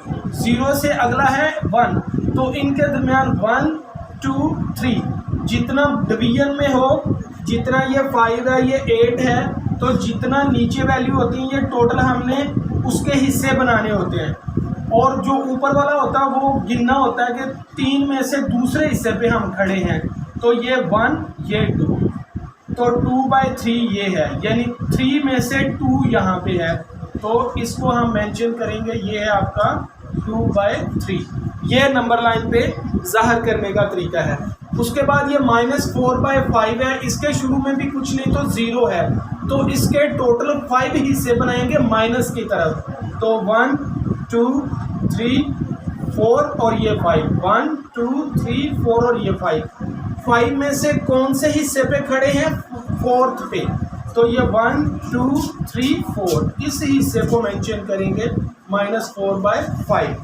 इस पे ज़रा काफ़ी क्लियर समझ आएगी। -2 इससे मुराद है ये -1 -2, यहाँ पे आगे 5/8, टोटल कितने हिस्से बनाने हैं? 8, तो 1 2 3 4 5 6 7 और ये 8, और इसमें से 5 पे हमने 5 काउंट करने हैं। टोटल 8 बनाए और 5 काउंट करने हैं। इसमें टोटल 5 बनाए और 4 काउंट करने थे। इसमें टोटल 3 बनाए और 2 काउंट करने थे। ये प्लस पे इसलिए बनाए, ये प्लस का है, ये प्लस की तरफ बनाए, ये माइनस की तरफ बनाए। तो अब ये 5/8, इसमें से 5 काउंट करने हैं, 1 2 3 4 5, तो ये है हमारा नंबर -2 5/8। तो ये नंबर लाइन पे ज़ाहिर करने का तरीका है। नेक्स्ट हमारा क्वेश्चन है कि रैकरिंग ये नंबर है, इसको हमने रैशनल नंबर में चेंज करना है, तकरारी अदद को यानी नातक में लिखना है। तो फर्स्ट स्टेप आप जो इसका कर सकते हैं वो ये है कि इसको x के इक्वल रख दें, let x is equal to this. और इसमें अगर आप देखें तो रैकरिंग क्या है, यानी तकरार क्या हो रहा है, जिसके ऊपर ये लाइन लगी हुई है वो number again and again repeat होता जाएगा और चलता जाएगा, ठीक। उसके बाद हमने क्या करना है, ये जो नंबर है इसको हमने 100 से मल्टीप्लाई करना है ताकि ये जो नंबर है ये शुरू में आ जाए। तो चूंकि पॉइंट के बाद 2 डिजिट है इसलिए हम इसको 100 से मल्टीप्लाई करेंगे ताकि जो है ये पॉइंट से पहले जो ये 2 नंबर हैं ये पॉइंट से पहले आ जाए। तो हम 100 से दोनों तरफ मल्टीप्लाई करेंगे, मल्टीप्लाइड बाय 100, और इसको भी हम क्या करेंगे, मल्टीप्लाइड बाय 100, 0.13 13 13 और ये चलता जाएगा। जब इसको हमने 100 से मल्टीप्लाई करेंगे ये आ जाएगा 100x और ये आ जाएगा 13.13 ये आप कैलकुलेटर से भी मल्टीप्लाई कर सकते हैं, लेकिन वैसे भी अगर हम देखें तो चूंकि ये इसका अगर हम पॉइंट ख़त्म करें तो बटा 100 आ जाएगा। तो चूंकि ये 2 नंबर है ये बटा जो है ये आता जाएगा, इसमें से ये 2 नंबर कट जाएंगे तो इस तरह से ये 13.13 आ जाएगा। या सिंपल बात यहाँ पे समझ लें कि 100 से मल्टीप्लाई करने से ये 0.2 डिजिट राइट साइड पे मूव कर जाता है। 10 से मल्टीप्लाई करें तो पॉइंट जो है वो राइट साइड पे 1 डिजिट मूव कर जाता है। आप इस तरह से भी इसको समझ सकते हैं। तो इसको आप इक्वेशन 1 कह लें और इसको इक्वेशन 2 कह लें। अब आपने क्या करना है, 2 में से 1 को माइनस करना है, तो 100x माइनस ये 2 है, इसमें से इसको -1 इक्वेशन को माइनस करना है, तो उसमें लेफ्ट साइड लेफ्ट वाले से माइनस होती है। तो इस तरह 13.13 एंड सो ऑन माइनस ये राइट साइड है, इसमें से 1 की राइट साइड जो है उसको माइनस करेंगे 13 एंड सो ऑन। फिर बताऊं 2 में से 1 को माइनस करना है, तो इसमें ये होता है कि 2 की लेफ्ट साइड में से माइनस करेंगे 1 की लेफ्ट साइड और 2 की राइट साइड जो कि ये है इसमें से माइनस करेंगे इसको। अब जब 13.13 में से ये जो पॉइंट के बाद वाला ये माइनस हो गया तो पीछे सिर्फ 13 यानी .1313 ये भी .1313 एंड सो ऑन है, तो ये माइनस हो जाएंगे। 13 शुरू वाला बचेगा, अगेन ये माइनस .1313 ये सो ऑन है और ये भी .1313 एंड सो ऑन है, ये माइनस हो जाएंगे। ये शुरू वाला 13 बचेगा। 100x में से 1x माइनस करेंगे, पीछे 99x यानी जिसका कोई नहीं होता 1 होता है। 100 में से 1 माइनस करेंगे तो 99x उसी तरह आ गया। उसके बाद हमने चूंकि यहाँ से x निकालना है यानी कि इसको हमने रैशनल नंबर बनाना है, तो 99 इधर मल्टीप्लाई हो रहा है, दूसरी तरफ जाके डिवाइड हो जाएगा। यही आंसर है। अभी भी ये सेकंड क्वेश्चन उसी का है। रैकरिंग नंबर को रैशनल नंबर में यानी तकरारी नंबर को नाटक में लिखना है, तो फर्स्ट स्टेप आपने लेट अपनी तरफ से x के इक्वल इसको रख देना है।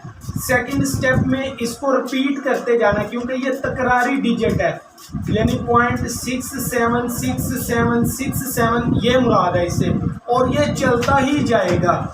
उसके बाद हमने क्या करना है, चूंकि पॉइंट के बाद 2 डिजिट है तो इसको 100 से मल्टीप्लाई करना है दोनों तरफ। कोई भी जब आप स्टेप अपनी तरफ से करते हैं वो दोनों तरफ करते हैं, तो इधर भी 100 से मल्टीप्लाई कर देंगे, इधर भी 100 से मल्टीप्लाई कर देंगे, जिस तरह हमने पिछले क्वेश्चन में किया एंड सो ऑन। इसको इक्वेशन 2 कह देंगे, इसको इक्वेशन अभी नहीं, तो ये आपका 100x आ जाएगा। 100 इससे जब मल्टीप्लाई होगा तो ये जो पॉइंट है ये 2 डिजिट, चूंकि 2 0 है तो 2 डिजिट ये राइट साइड पे चला जाएगा। 67 67 67 एंड सो ऑन। इसको इक्वेशन 2 और ये जो हमारा है x इज इक्वल टू, इसको इक्वेशन 1 कह दें। और अब क्या करना है, इस 2 में से 1 को सब्ट्रैक्ट करना है। लेफ्ट साइड में से लेफ्ट साइड माइनस करनी है, राइट साइड में से राइट साइड माइनस करनी है। तो 100x इसमें से माइनस करेंगे इक्वेशन 1 की लेफ्ट साइड, आगे इक्वल, आगे ये जो राइट हैंड साइड है 67.67 and so on minus .67 and so on. तो इसमें यह है .67 ये माइनस हो जाएगा, 67 बचेगा क्योंकि इसमें भी .67 इसमें भी सो ऑन है, इसमें भी आगे अप टू इन्फिनिटी है यानी चलता ही जा रहा है। तो ये आपस में पॉइंट वाले हिस्से माइनस हो जाएंगे, ये नहीं माइनस हुआ क्योंकि इसके शुरू में माइनस होने के लिए कुछ नहीं। 100x में से 1x निकाला तो अगेन उसी तरह 99x आ जाएगा। यहाँ से हमने x निकालना है, 99 दूसरी तरफ जाएगा तो डिवाइड हो जाएगा। यही आंसर है। ये हमारा क्वेश्चन है कि ये एक रेडिकल एक्सप्रेशन है, इसको एक्सपोनेंशियल फॉर्म में लिखना है। ये एक रेडिकल फॉर्म है, इसको कुव्वत नुमाई शक्ल में लिखना है। तो इसमें क्या होता है, ये जो रेडिकल की शक्ल में जज़र के बाहर 3 होता है, इसको पावर की शक्ल में 1/3 लिख देना होता है। अगर इधर 5 हो तो इधर 1/5, 4 हो तो इधर 1/4, और इसको उलट दें तो वो रेडिकल फॉर्म बन जाती है। इस तरह से ये काम करते हैं। ये अब रेडिकल एक्सप्रेशन है, इसको एक्सपोनेंशियल एक्सप्रेशन है, इसको रेडिकल फॉर्म में लिखना है यानी ये कुव्वत नुमाई शक्ल में है, इसको हमने रेडिकल शक्ल में लिखना है। तो ये मैंने बताया था, अगर इसका उलट कर दें यानी ये 1/3 है तो स्क्वायर रूट के बाहर 3 लिख देते हैं, अगर 1/5 हो तो स्क्वायर रूट के बाहर 5 लिख देते हैं। यही आंसर है। तो ये जो माइनस है ये यहाँ पे बाहर आएगा, यहाँ नहीं आएगा। नेक्स्ट क्वेश्चन है, ये बताना है कि ये ट्रू एंड फॉल्स है। तो इसको ज़रा सॉल्व करके देख लें। ये 5 का जब आप रेडिकल फॉर्म में लिखेंगे तो 1/5 जो है ये 5 हो जाता है, तो ये सिर्फ 5 है, तो ये फॉल्स है, गलत है। नेक्स्ट हमारा ये 2 क्वेश्चन है कि इनको आम शक्लों में लिखना है, कॉमन फॉर्म में लिखना है, रेडिकल फॉर्म में है। तो फर्स्ट स्टेप रेडिकल को एक्सपोनेंशियल फॉर्म में लिखा और फिर हम 32 की फैक्टराइजिंग कर लेते हैं। 2 16 are 13, 2 8 are 16, 2 4 are 8, 2 2 are 4, 2 1 are 2। तो ये 1 2 3 4 5, तो ये 2 की पावर 5 आ गया और बाहर इसकी 1/4 है। इसको हम इस तरह से सॉल्व कर सकते हैं कि 2 की 4 और 2 की 1, तो ये 2 की 5 बन जाएंगी और 1/4। ऐसा क्यों किया ये हम देख, 1/4 इसका भी कर लेंगे, 1/4 इसका भी कर देंगे। तो 2 की पावर 4, क्योंकि ये 1/4 पावर सबकी है, 1/4, 2 की पावर 1 और इसकी भी 1/4। ये 4 से 4 कट के 2 आ गया और ये 2 का जो 1/4 है ये इसका रेडिकल फॉर्म में यूं बन जाएगा। तो यही इसका आंसर है। नेक्स्ट क्वेश्चन ये है, तो इसका फर्स्ट क्वेश्चन वही है, फर्स्ट स्टेप सॉरी वही है। इसको एक्सपोनेंशियल फॉर्म में लिखेंगे, पावर फॉर्म में तो ये जो 5 है ये उलट के 1/5 का हो जाता है। ये 1/5 इसका भी है और इसका भी है, तो 3 की 1/5 और 32 की 1/5 लैदा ये पावर इसकी भी है इसकी भी है। 32 को हमने पहले सॉल्व करके देखा है, ये 2 की पावर 5 आती है, तो इसमें हम 2 की पावर 5 लिख देते हैं।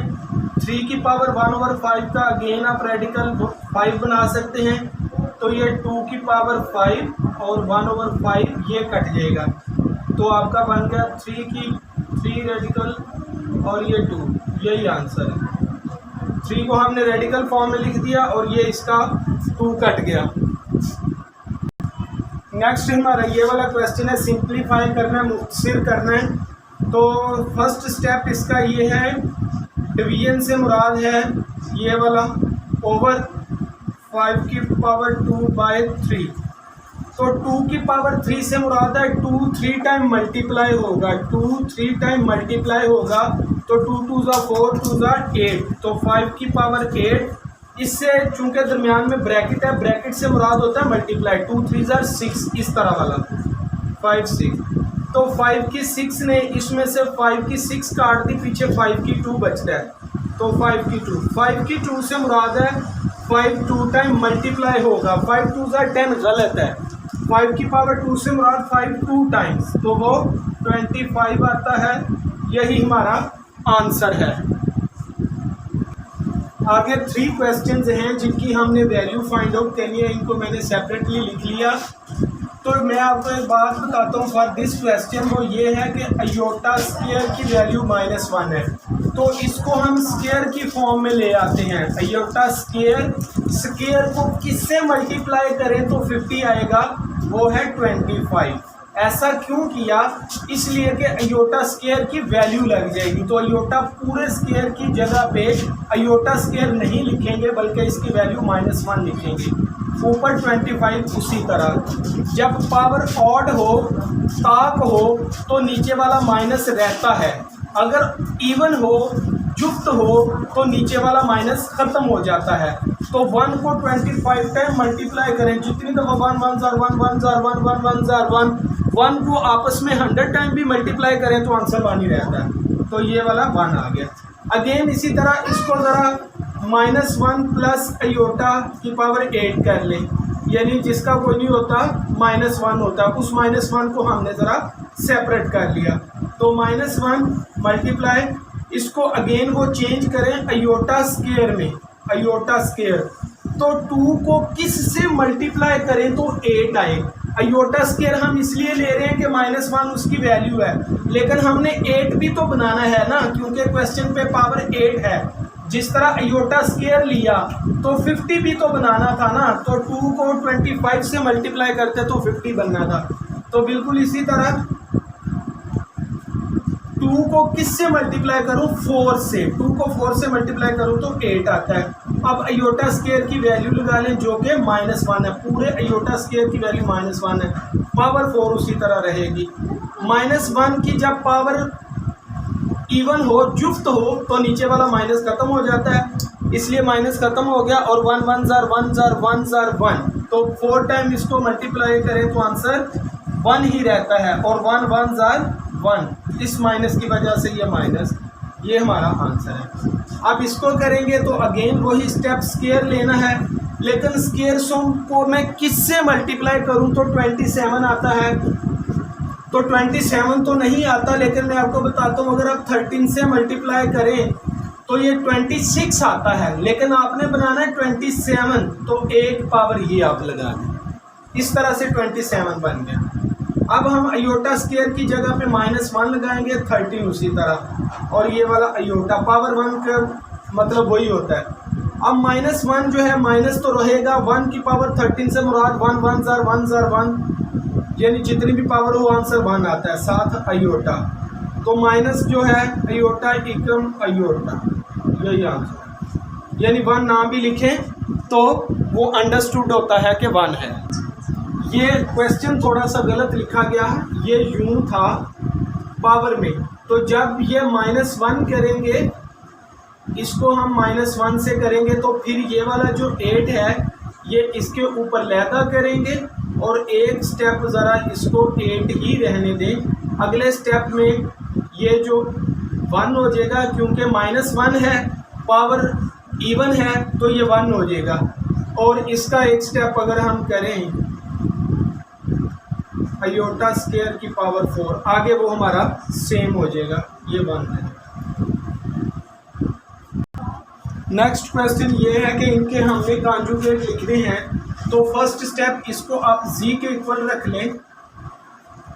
अगले स्टेप में इसका कॉन्जुगेट ले लें। कॉन्जुगेट में ये आप एक सीधी लाइन इधर भी ऊपर लगा सकते हैं, और इधर भी ये कॉन्जुगेट का साइन है, और ये काम क्या करता है कि अयोटा की वैल्यू का साइन चेंज कर देता है। अगर अयोटा प्लस में हो तो ये माइनस में, और माइनस में हो तो प्लस में। जिस तरह ये माइनस अयोटा है, ये प्लस अयोटा में इसको चेंज कर देगा और ये साइन ख़त्म हो जाएगा। बिल्कुल इसी तरह इसको आपने z के इक्वल रखना है, जिस तरह इसको z के इक्वल रखा। नेक्स्ट स्टेप में इसके ऊपर कॉन्जुगेट का साइन लगाना है, तो ये सीधी लाइन होती है, तो कॉन्जुगेट का ये साइन बदलेगी, कांस्टेंट वैल्यू का साइन ये चेंज नहीं करती। -4 उसी तरह रहेगा, माइनस की जगह पे ये प्लस अयोटा आ जाएगा, यही आंसर है। इसको भी अगेन आप फर्स्ट स्टेप z के इक्वल रखें, सेकंड स्टेप आप इसका कॉन्जुगेट लें, और अगले स्टेप में अयोटा का साइन चेंज कर दें। शुरू में लेफ्ट साइड पे साइन होता है, ये प्लस का माइनस अयोटा हो जाएगा, यही आंसर है। कांस्टेंट का इसने साइन चेंज नहीं करना। नेक्स्ट हमारा क्वेश्चन है कि रियल और इमेजिनरी पार्ट नंबर में से बताना है। तो जिस नंबर के साथ अयोटा हो उसको इमेजिनरी पार्ट कहते हैं, और ये 2 है, और जिसके साथ इमेजिनरी पार्ट नहीं होता, अयोटा नहीं होता, वो रियल नंबर होता है। तो -1 के साथ अयोटा नहीं है, तो लिहाजा ये रियल पार्ट है, और ये 2 के साथ अयोटा है, तो इसलिए जो 2 है ये इमेजिनरी पार्ट है, यही हमारा आंसर है। इसमें से हमने x और y फाइंड आउट करना है, तो असल में यहाँ पे हमने जो कोएफिशिएंट हैं उनको बराबर करना है। जिस तरह अयोटा के शुरू में ये -3 है, और y के शुरू में, इसको अगर मैं यूँ लिख सकूँ, y अयोटा एक स्टेप आप कर लेना। तो यहाँ पे अयोटा के शुरू में -3 है, और यहाँ पे अयोटा के शुरू में y है, तो y यानी अयोटा के शुरू में y, अयोटा के शुरू में -3, तो इसका मतलब y इक्वल टू हुआ -3 के, और x + 1 जो है ये कांस्टेंट है, और इधर कांस्टेंट 4 है, ये आपस में इक्वल हुए। तो यहाँ से हमने x की वैल्यू निकालनी है, तो 1 इधर प्लस का है, दूसरी तरफ जाएगा तो -1, 4 में से -1 किया तो प्लस का 3, तो ये x का आंसर आ गया, और ये y का। ये हम क्या करते हैं, ये हम करते हैं कोएफिशिएंट्स को, अयोटा के शुरू वाली वैल्यू को हमने बराबर करना होता है, और इसी तरह कांस्टेंट को आपस में इक्वल करना होता है, ये रूल है। तो इसलिए कांस्टेंट इक्वल हो गया कांस्टेंट के, और अयोटा के कोएफिशिएंट जो हैं वो आपस में इक्वल हो गए। तो ये y का आंसर है, ये x का आंसर है। अब हमारा क्वेश्चन है difference of a complex number z = a + b iota and its conjugate is a real number complex number z equal to a plus B I और इसके कॉन्जुगेट का फ़र्क एक क्या हकीकी नंबर है, बल्कि यहाँ यस क्या असल में अब ये क्वेश्चन है क्या कहता क्या है, कहता है ये एक नंबर है रियल नंबर, इसका आप कॉन्जुगेट लें, difference of complex number and its conjugate, complex number और इसका कॉन्जुगेट, यानी इसका पहले कॉन्जुगेट तो लेना, फिर अगले बात बताता हूँ। प्लस बी अयोटा इसका कॉन्जुगेट ले लिया तो जो अयोटा वाली वैल्यू होती है उसका साइन चेंज हो जाता है। आगे कहता है डिफरेंस, इनका फ़र्क निकाले, इनका फ़र्क से मुराद है तफरीक माइनस सब्ट्रैक्शन, तो z में से z के कॉन्जुगेट को माइनस करना है, नंबर 1 उसका कॉन्जुगेट लेना है, फिर उसको z में से माइनस करना है, सब्ट्रैक्ट करना है। तो करते हैं a plus B iota minus करना है z कॉन्जुगेट को जो कि ये है a माइनस बी अयोटा, ये बाहर माइनस है इसलिए अंदर का साइन चेंज होना है तो वो मैंने ब्रैकेट निकाली थी। a plus B iota minus जो है ये अंदर का साइन चेंज कर देगा, ये माइनस को प्लस कर दिया बी अयोटा, अब प्लस a माइनस a से कट गया, जिसका कोई नहीं होता, कोएफिशिएंट 1 होता है, 1 और 1 2 बी अयोटा। जो आंसर आया वो एक इमेजिनरी पार्ट है, जबकि वो कहता था जब आप इसका फ़र्क निकालेंगे तो वो एक रियल नंबर होगा, हकीकी नंबर होगा। जब हमने ये कॉम्प्लेक्स नंबर था फिर इसका कॉन्जुगेट लिया और उसका फ़र्क निकाला तो वो रियल नंबर नहीं आया बल्कि वो इमेजिनरी नंबर आया है, तो ये फॉल्स है। क्योंकि उसने कहा था कि ट्रू और फॉल्स की शक्ल में आंसर देना है, तो ये हकीकी नंबर नहीं है बल्कि ये इमेजिनरी नंबर है, तो हम कहेंगे फॉल्स है ये।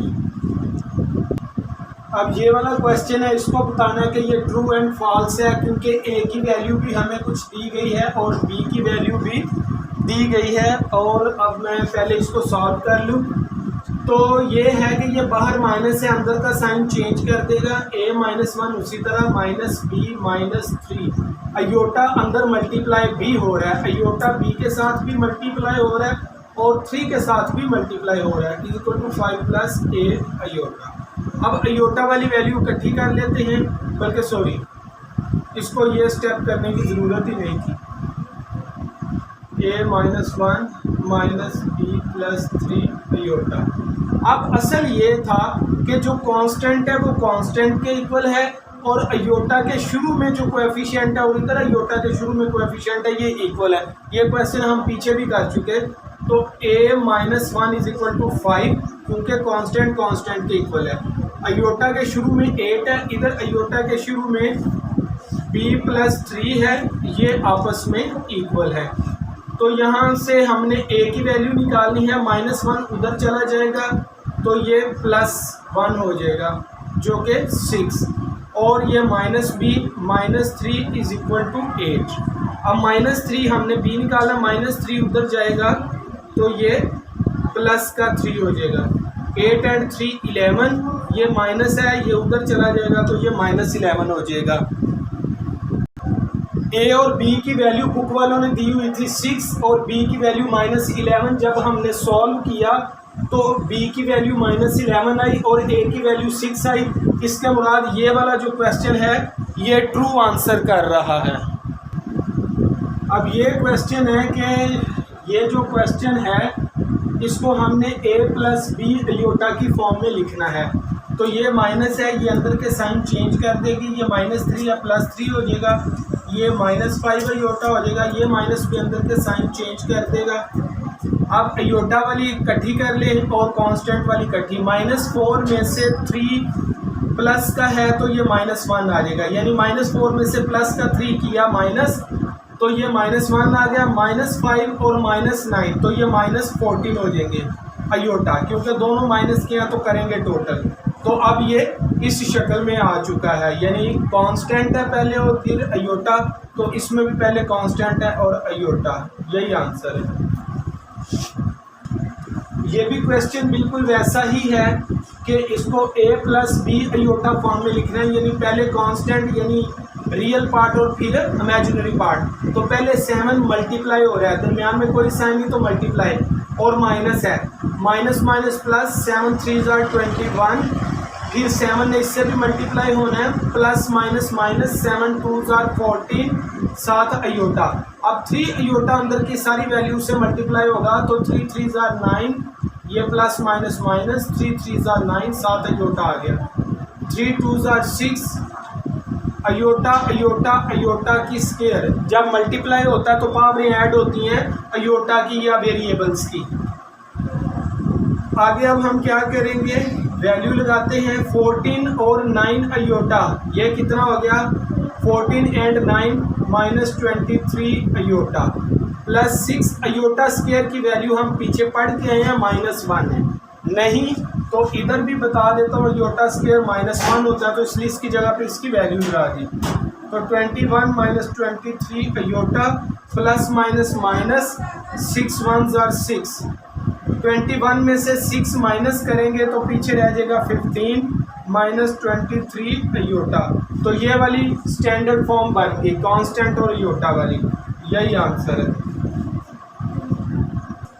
अब भी वही क्वेश्चन है, हमने इस क्वेश्चन को स्टैंडर्ड फॉर्म में लिखने हैं प्लस बी अयोटा की फॉर्म में। तो पहले हम ये बार को सॉल्व करेंगे कॉन्जुगेट को, तो 2 माइनस 3 अयोटा वैसे ही रहेगा।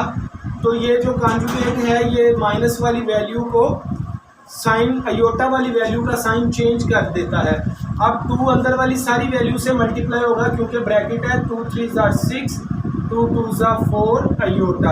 अब -3 अयोटा सारी वैल्यू से मल्टीप्लाई होगा, -3 3 9 अयोटा, माइनस अंदर का साइन चेंज या माइनस प्लस माइनस, 3 2 6 अयोटा और अयोटा आपस में मल्टीप्लाई हुए तो इनके पावरें ऐड हो जाती हैं। ये वाला आ गया।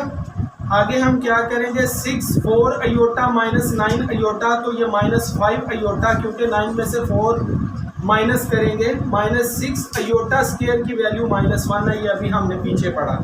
तो 6 minus 5 iota, minus minus plus, 6 1 6, 6 and 6 ये 12 हो गया, -5 अयोटा।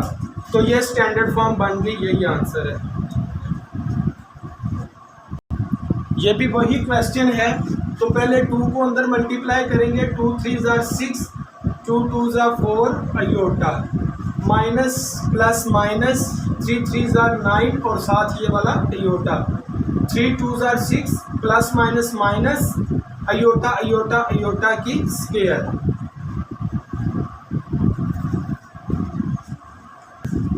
सॉरी, ये वाला क्वेश्चन हमने सॉल्व पहले ही कर लिया है, इसलिए इसको अब दोबारा से करने की ज़रूरत है। ये वाला क्वेश्चन भी वही है, इसको a प्लस बी अयोटा यानी स्टैंडर्ड फॉर्म में लिखना है। तो फर्स्ट स्टेप जो है वो कुछ इस तरह से है, ये हम अयोटा स्केयर में सारी वैल्यू को लेके आएंगे क्योंकि अयोटा स्केयर की वैल्यू का हमें पता है जो कि -1 है। अयोटा स्केयर जो है वो -1 के इक्वल है। तो ये अयोटा स्केयर हम इसको कर लेंगे और ये 3 है, साथ एक और अयोटा लगा लेंगे तो ये 3 बन जाएगा, 3 अयोटा स्केयर। अयोटा स्केयर में इसको हम इसलिए लिख रहे हैं कि इसकी वैल्यू आती है, लेकिन बुक में 16 है, इसको 16 भी तो बनाना है। तो फिर 2 को किससे मल्टीप्लाई करें, 8 से, अयोटा स्केयर, और इसको 9 से मल्टीप्लाई करें तो 2 9 18, लेकिन ये 19 है तो एक अयोटा यहाँ पे और आ जाएगा। अयोटा स्केयर, इसको किससे 12 से मल्टीप्लाई करें तो 24 और एक अयोटा और आ जाएगा। इस तरह अब अयोटा स्केयर, इस सारे स्टेप में हम अयोटा स्केयर की वैल्यू -1 पुट कर देंगे। जहाँ पे अयोटा स्केयर आएगा वहाँ पे ब्रैकेट बना के -1 लगा देंगे, ये -1, ये मैंने वैल्यू लिखी अयोटा स्केयर की जगह पे -1, ये मैंने वैल्यू लिखी सारी की सारी और अयोटा स्केयर की जगह पे -1, ये मैंने वैल्यू लिखी सारी की सारी और अयोटा स्केयर की जगह पे -1। अब हमने कैलकुलेशन करनी है, पहले मैं पावरें सॉल्व कर रहा हूँ, स्टेप बाय स्टेप काम करते हैं। 1 की पावर 8 है, जब पावर इवन हो तो नीचे वाला माइनस खत्म हो जाता है। 1 को 8 टाइम मल्टीप्लाई करें तो आंसर 1 ही आता है, यानी 1 1 जार 1 1 जार 1। तो ये पावर जो है माइनस रहेगी क्योंकि पावर ऑड है, ताक है, और 1 को 9 टाइम मल्टीप्लाई करें तो आप खुद देख लें जितनी दफ़ा मर्जी 1 1 जार 1 1 1 जार 1 1 1 जार 1 जितनी दफ़ा भी मल्टीप्लाई करें तो वो आंसर 1 ही रहता है। साथ ये वाला आयोटा ऊपर पावर, तो ये +1 आ जाएगा, माइनस खत्म हो जाएगी, और 1 1 जार 1 इसको 12 टाइम मल्टीप्लाई करेंगे तो वो 1 ही रहेगा। तो इस स्टेप में मैंने पावर सॉल्व कर दी। अब हम इसको करेंगे multiply, plus minus minus 2 1 jar 2, plus minus minus 6 1 jar 6, -6 iota. तो ये आ रहा है 3 1 जार 3, ये आ रहा है माइनस माइनस प्लस 6 1 जार 6, साथ ये वाला आयोटा, प्लस 4 1 जार 4, साथ आयोटा। अब कांस्टेंट वैल्यू आपस में सॉल्व कर लेंगे, आयोटा वाली आपस में 2 and 3 5, -6 iota plus 6 iota cut जाएंगे, पीछे बच गया 4 आयोटा, सॉरी 4 आयोटा, यही आंसर है। ये एक छोटी सी कैलकुलेशन में गलती हो गई थी, प्लस माइनस -2 प्लस 3, ये 3 में से 2 माइनस किया तो +1 आना था, तो 1 + 4 आयोटा इसका सही आंसर है। नेक्स्ट हमारा क्वेश्चन है कि ये एक आम नोटेशन दी गई है, इसको साइंटिफिक नोटेशन में लिखना है। तो साइंटिफिक नोटेशन में लिखने के लिए कुछ बातें हमें याद रखना ज़रूरी हैं। एक अगर पॉइंट नहीं तो अपनी तरफ से सबसे राइट साइड पे पॉइंट लगाएं, लेकिन इसमें तो पॉइंट है। नंबर 2, हमने लेफ़्ट साइड से पहला नॉन ज़ीरो डिजिट के बाद रेफरेंस प्लेस बनानी होती है, वो इस तरह से बनाते हैं। तो लेफ़्ट साइड से जो पहला डिजिट है वो 4 है और वो नॉन ज़ीरो है, यानी ज़ीरो नहीं है। उसके बाद हमने रेफरेंस प्लेस बना दी। अगले स्टेप में पॉइंट जो है इसको रेफरेंस प्लेस पे लिखना है, तो लिख दिया, और मल्टीप्लाई 10 अपनी तरफ से लिखना है, मल्टीप्लाई 10। और अब पॉइंट और रेफरेंस प्लेस के दरमियान 2 डिजिट हैं, तो 2 इसकी पावर आएगी। अगर पॉइंट जो है वो राइट साइड पे है रेफरेंस प्लेस के, तो पावर प्लस में आएगी। अगर पॉइंट लेफ्ट साइड पे हो तो साइन जो है पावर का वो माइनस में होता है। बहरहाल यही आंसर है। नेक्स्ट क्वेश्चन है ये वाला, इसको हमने साइंटिफिक नोटेशन में लिखना है, तो इसमें पॉइंट नहीं है। जिसका पॉइंट नहीं हो, मैंने बताया राइट साइड पे अपनी तरफ से लिखते हैं। और नंबर नेक्स्ट पे आपने क्या करना है, जो रेफरेंस प्लेस बनानी है, लेफ्ट साइड से पहला नॉन ज़ीरो डिजिट 8 है, यहाँ पे रेफरेंस प्लेस बन गई। और अगले स्टेप में जो पॉइंट है वो रेफरेंस प्लेस पे लिखना है और मल्टीप्लाई 10 अपनी तरफ से लिखना है। पॉइंट और रेफरेंस प्लेस के दरमियान 3 डिजिट हैं, तो इसकी पावर 3 प्लस में आएगी। क्योंकि जो पॉइंट है वो रेफरेंस प्लेस के राइट साइड पे है, तो यही आंसर है। ये क्वेश्चन में एक 0 और थी, तो इसलिए ये थोड़ा सा एक 0 हम और लगा के इसको सॉल्व करते हैं। तो अब सिर्फ ये फ़र्क आएगा, 4 डिजिट हैं तो हम +4 इसकी पावर आएगी, यही आंसर है। अब इनको हमने ऑर्डिनरी फॉर्म में या आम तरकीब में लिखना है। तो आम तरकीब में लिखने के लिए ये है कि 10 की पावर जो दी गई है वो ये बताती है कि पॉइंट आपका मूव करेगा 10 टाइम्स राइट साइड पे। अगर प्लस हो तो राइट साइड पे पॉइंट ने मूव करना है, और अगर माइनस हो तो लेफ्ट साइड पे पॉइंट ने मूव करना है। कितना करना है? जितनी 10 की पावर है, यानी 10 डिजिट पॉइंट मूव करेगा राइट साइड पे। साइन ने बताना होता है किस साइड पे जाएगा, और पावर ने बताना होता है कि कितने डिजिट जाएगा। तो प्लस की वजह से ये राइट साइड पे जाएगा, कितने डिजिट जाएगा? 10 डिजिट। 0 6, यहाँ से 2 डिजिट तो ये हो गए, इसने 10 डिजिट राइट साइड पे जाना था, बाकी अपनी तरफ से हम 0 लगा लेंगे।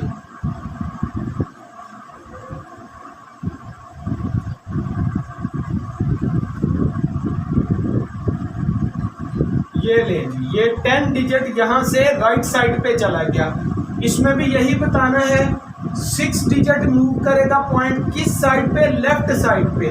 तो 9 0 1 8, यहाँ से 6 डिजिट 1 ये 2 3 4 5 6 यहाँ पे ये वाला आंसर इसका और ये वाला आंसर इसका, ऑर्डिनरी फॉर्म है ये। नेक्स्ट क्वेश्चन है, अगर log 31.09 इज इक्वल टू 1.4926, तो फिर हमने फाइंड आउट करना है इस वैल्यू को और इस वैल्यू को, और इस काम के लिए हमने जदवल नहीं देखना, टेबल नहीं देखना। तो इसमें मैं आपको बताता चलूं कि हमने इसमें जो इन्फॉर्मेशन दी गई है वो ये है कि इसकी करैक्टरिस्टिक 1 है और इसका मेंटीसा जो है 0.4926 है। अगर मैं यहाँ पे लिख सकूँ तो इसकी जो करैक्टरिस्टिक है वो 1 है और जो मेंटीसा है वो 0.4926 है। पॉइंट इधर उधर होने से जो करैक्टरिस्टिक है ये चेंज हो जाती है, लेकिन जो मेंटीसा है वो चेंज नहीं होता। मसलन इसका चूंकि पॉइंट देखें कुछ इधर चला गया तो इसकी करैक्टरिस्टिक चेंज होगी। वो कितनी है? वो ये है कि लेफ्ट साइड से पहले नॉन ज़ीरो डिजिट के बाद, लेफ्ट साइड से पहला नॉन ज़ीरो डिजिट के बाद तो ये रेफरेंस प्लेस बनती है। रेफरेंस प्लेस और पॉइंट के दरमियान 3 डिजिट हैं तो इसकी करैक्टरिस्टिक 3 हुई। चूंकि पॉइंट लेफ्ट साइड पे है तो इसलिए करैक्टरिस्टिक माइनस हुई। मेंटीसा इसका वही होता है, तो मेंटीसा इज इक्वल टू 0.4926 और इसको मिला के लिख दें log 0.003109। इसका आंसर क्या आ गया? 3.4926। इसका यही आंसर है। इसका अगर आंसर देखें तो इसका जो करैक्टरिस्टिक है वो लेफ्ट साइड से पहला नॉन ज़ीरो डिजिट 3 है, तो इसकी जो करैक्टरिस्टिक, ये रेफरेंस प्लेस मैंने बनाई, रेफरेंस प्लेस होती है लेफ्ट साइड से पहला नॉन ज़ीरो डिजिट के बाद, तो वो 3 है, 3 के बाद रेफरेंस प्लेस, तो इसकी करैक्टरिस्टिक 1 हुई क्योंकि पॉइंट और रेफरेंस प्लेस के दरमियान 1 डिजिट है और पॉइंट लेफ्ट साइड पे था इसलिए माइनस। मेंटीसा मैंने कहा था वही रहता है 0.4926 क्योंकि असल वैल्यू है 3109 3109 3109, तो इन सब का मेंटीसा यही रहेगा। तो इसको मिला के अब लिख दें log 0.3109। इसका आंसर क्या हो गया? ये 2 डिजिट 4926, यही आंसर है। इसमें हमने जो नामालूम जो a है जिसकी वैल्यू का हमें पता नहीं है, इसको हमने फाइंड आउट करना है। तो इसमें ये होता है, इसको एक्सपोनेंशियल फॉर्म में लिखेंगे, कुव्वतनुमाई शक्ल में लिखेंगे। वो किस तरह से लिखा जाता है? लॉग नहीं आता, पीछे a बचा और इनकी वैल्यू, इनकी प्लेसेस चेंज हो जाती है, तो 0.5 इधर आ जाएगा, a इधर चला जाएगा, सॉरी 6, ये 6 है। लॉग नहीं आता, ये वाला उधर ही रहता है और इनकी आपस में प्लेसेस बदल जाती हैं। अगर इसका हम पॉइंट ख़त्म करें तो पॉइंट की जगह पे नीचे 1 और 1 डिजिट है तो 1 0 6, तो a इज इक्वल टू 5 1 ज़ार 5 5 2 ज़ार 10, तो a की 1/2 आ गई 6। 1/2 से मुराद होता है स्क्वायर रूट, ठीक। अब स्क्वायर रूट को ख़त्म करने के लिए चूंकि हमने a फाइंड आउट करना है, स्क्वायर रूट को ख़त्म करने के लिए दोनों तरफ का स्क्वायर लेंगे तो ये आपस में कट जाएंगे। 6 की पावर 2 से मुराद है 6 6 ज़ार 36, यही आंसर है। अब ये हमारे क्वेश्चन है, इसमें से हमने x की वैल्यू निकालनी है। तो फर्स्ट स्टेप है, इसमें एक्सपोनेंशियल फॉर्म में लिखना है। एक्सपोनेंशियल फॉर्म में लिखने के लिए लॉग नहीं आता, ये वाला बेस में जो होता है वो वैसे ही रहता है और इनकी प्लेसेस बदल जाती हैं। 5 इधर आ जाता है और x दूसरी तरफ चला जाता है, यानी यहाँ वाली जो वैल्यू है वो चेंज हो जाती है। बिल्कुल इसी तरह x, ये लॉग नहीं आएगा और इनकी प्लेसेस चेंज हो जाएंगी। इसी तरह लॉग नहीं आएगा एक्सपोनेंशियल फॉर्म में और इनकी जगह चेंज हो जाएंगी। ये क्वेश्चन आपको लहदा आएगा लेकिन मैं इकट्ठे करवा रहा हूँ तो आपको समझ आ गई होगी। 2 की पावर 5 से मुराद है 2 5 टाइम मल्टीप्लाई होगा, तो 2 2 ज़ा 4 4 2 ज़ा 8 8 2 ज़ा 16 16 2 ज़ा 32, तो ये 32 आ गया x की वैल्यू। यहाँ पे थोड़ा सा डिफरेंस स्टेप होगा। x की पावर 2 है, 64 में 64 में कोई ऐसा डिजिट जिसकी पावर आप 2 बना सकें तो वो है 8 की पावर 2, क्योंकि 8 की पावर 2 = 64। 8 की पावर 2 और 64 सेम है।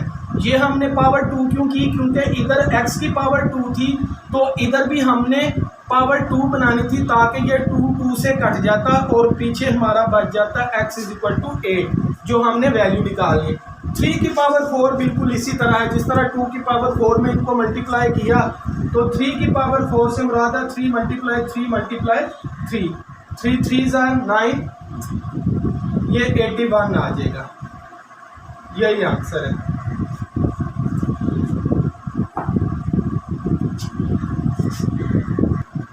अब क्वेश्चन है कि इनको सम या डिफरेंस में की फॉर्म में लिखना है, यानी प्लस और माइनस की फॉर्म में लिखना है।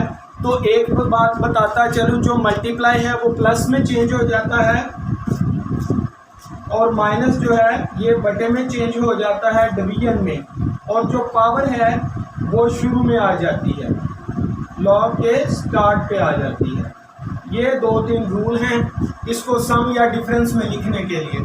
तो इसको अगर मैं लिखूं log 22, इसकी जो पावर है वो शुरू में चली गई, बटा जो है यानी जो डिवीजन है, डिवीजन जो है वो माइनस में चेंज हो जाती है और log लैदा आ जाएगा 5, इसकी पावर जो 3 है इसके log के शुरू में चली जाएगी। यही आंसर है। और इसका log 25 मल्टीप्लाई जो है वो प्लस में चेंज हो जाता है log 5 और माइनस log 8, क्योंकि जो डिवीजन है वो माइनस में चेंज हो जाती है। इसको अगर लिखें सम या डिफरेंस की फॉर्म में तो इसको, ये तो पहले सम और डिफरेंस की फॉर्म में है, ये वाला आगे क्वेश्चन है तो ये आएगा log 25 मल्टीप्लाई किस में चेंज हो जाएगा, प्लस में log 47 और डिवीजन किस में आएगा, माइनस में log 29। तो इस तरह से सम और डिफरेंस की फॉर्म में, यानी मल्टीप्लाई की जगह पे प्लस, डिवीजन की जगह पे माइनस और पावर जो है वो अपने log के स्टार्ट में आ जाती है। इनको वाहद लॉगरिथम की शक्ल में लिखना है तो उलट कर दें, यानी log 1 आ जाएगा 25, माइनस की जगह पे वो डिवीजन आ जाती है और डिवीजन की जगह पे माइनस, ये मैंने बताया था, माइनस की जगह पे डिवीजन और log के बाद 3 है और जो पावर थी वो शुरू में चली जाती थी, यानी जो शुरू में होता है वो हकीकत में पावर होती है। तो ये पावर है 3 की, उलट कर रहे हैं आप। तो एक log तीनों में से, बाकी ये वाले नहीं आएंगे, तो log 5 प्लस जो है वो मल्टीप्लाई में चेंज हो जाता है 6 और जो माइनस है ये डिवीजन में चेंज हो जाता है और आगे 2। यही हमारा आंसर है। ये आज का हमारा इतना ही हमसे कवर हो सका, बाकी इंशाल्लाह ताला फिर अगले लेक्चर में बाकी सारे शॉर्ट आंसर हम क्लियर करने की कोशिश करेंगे।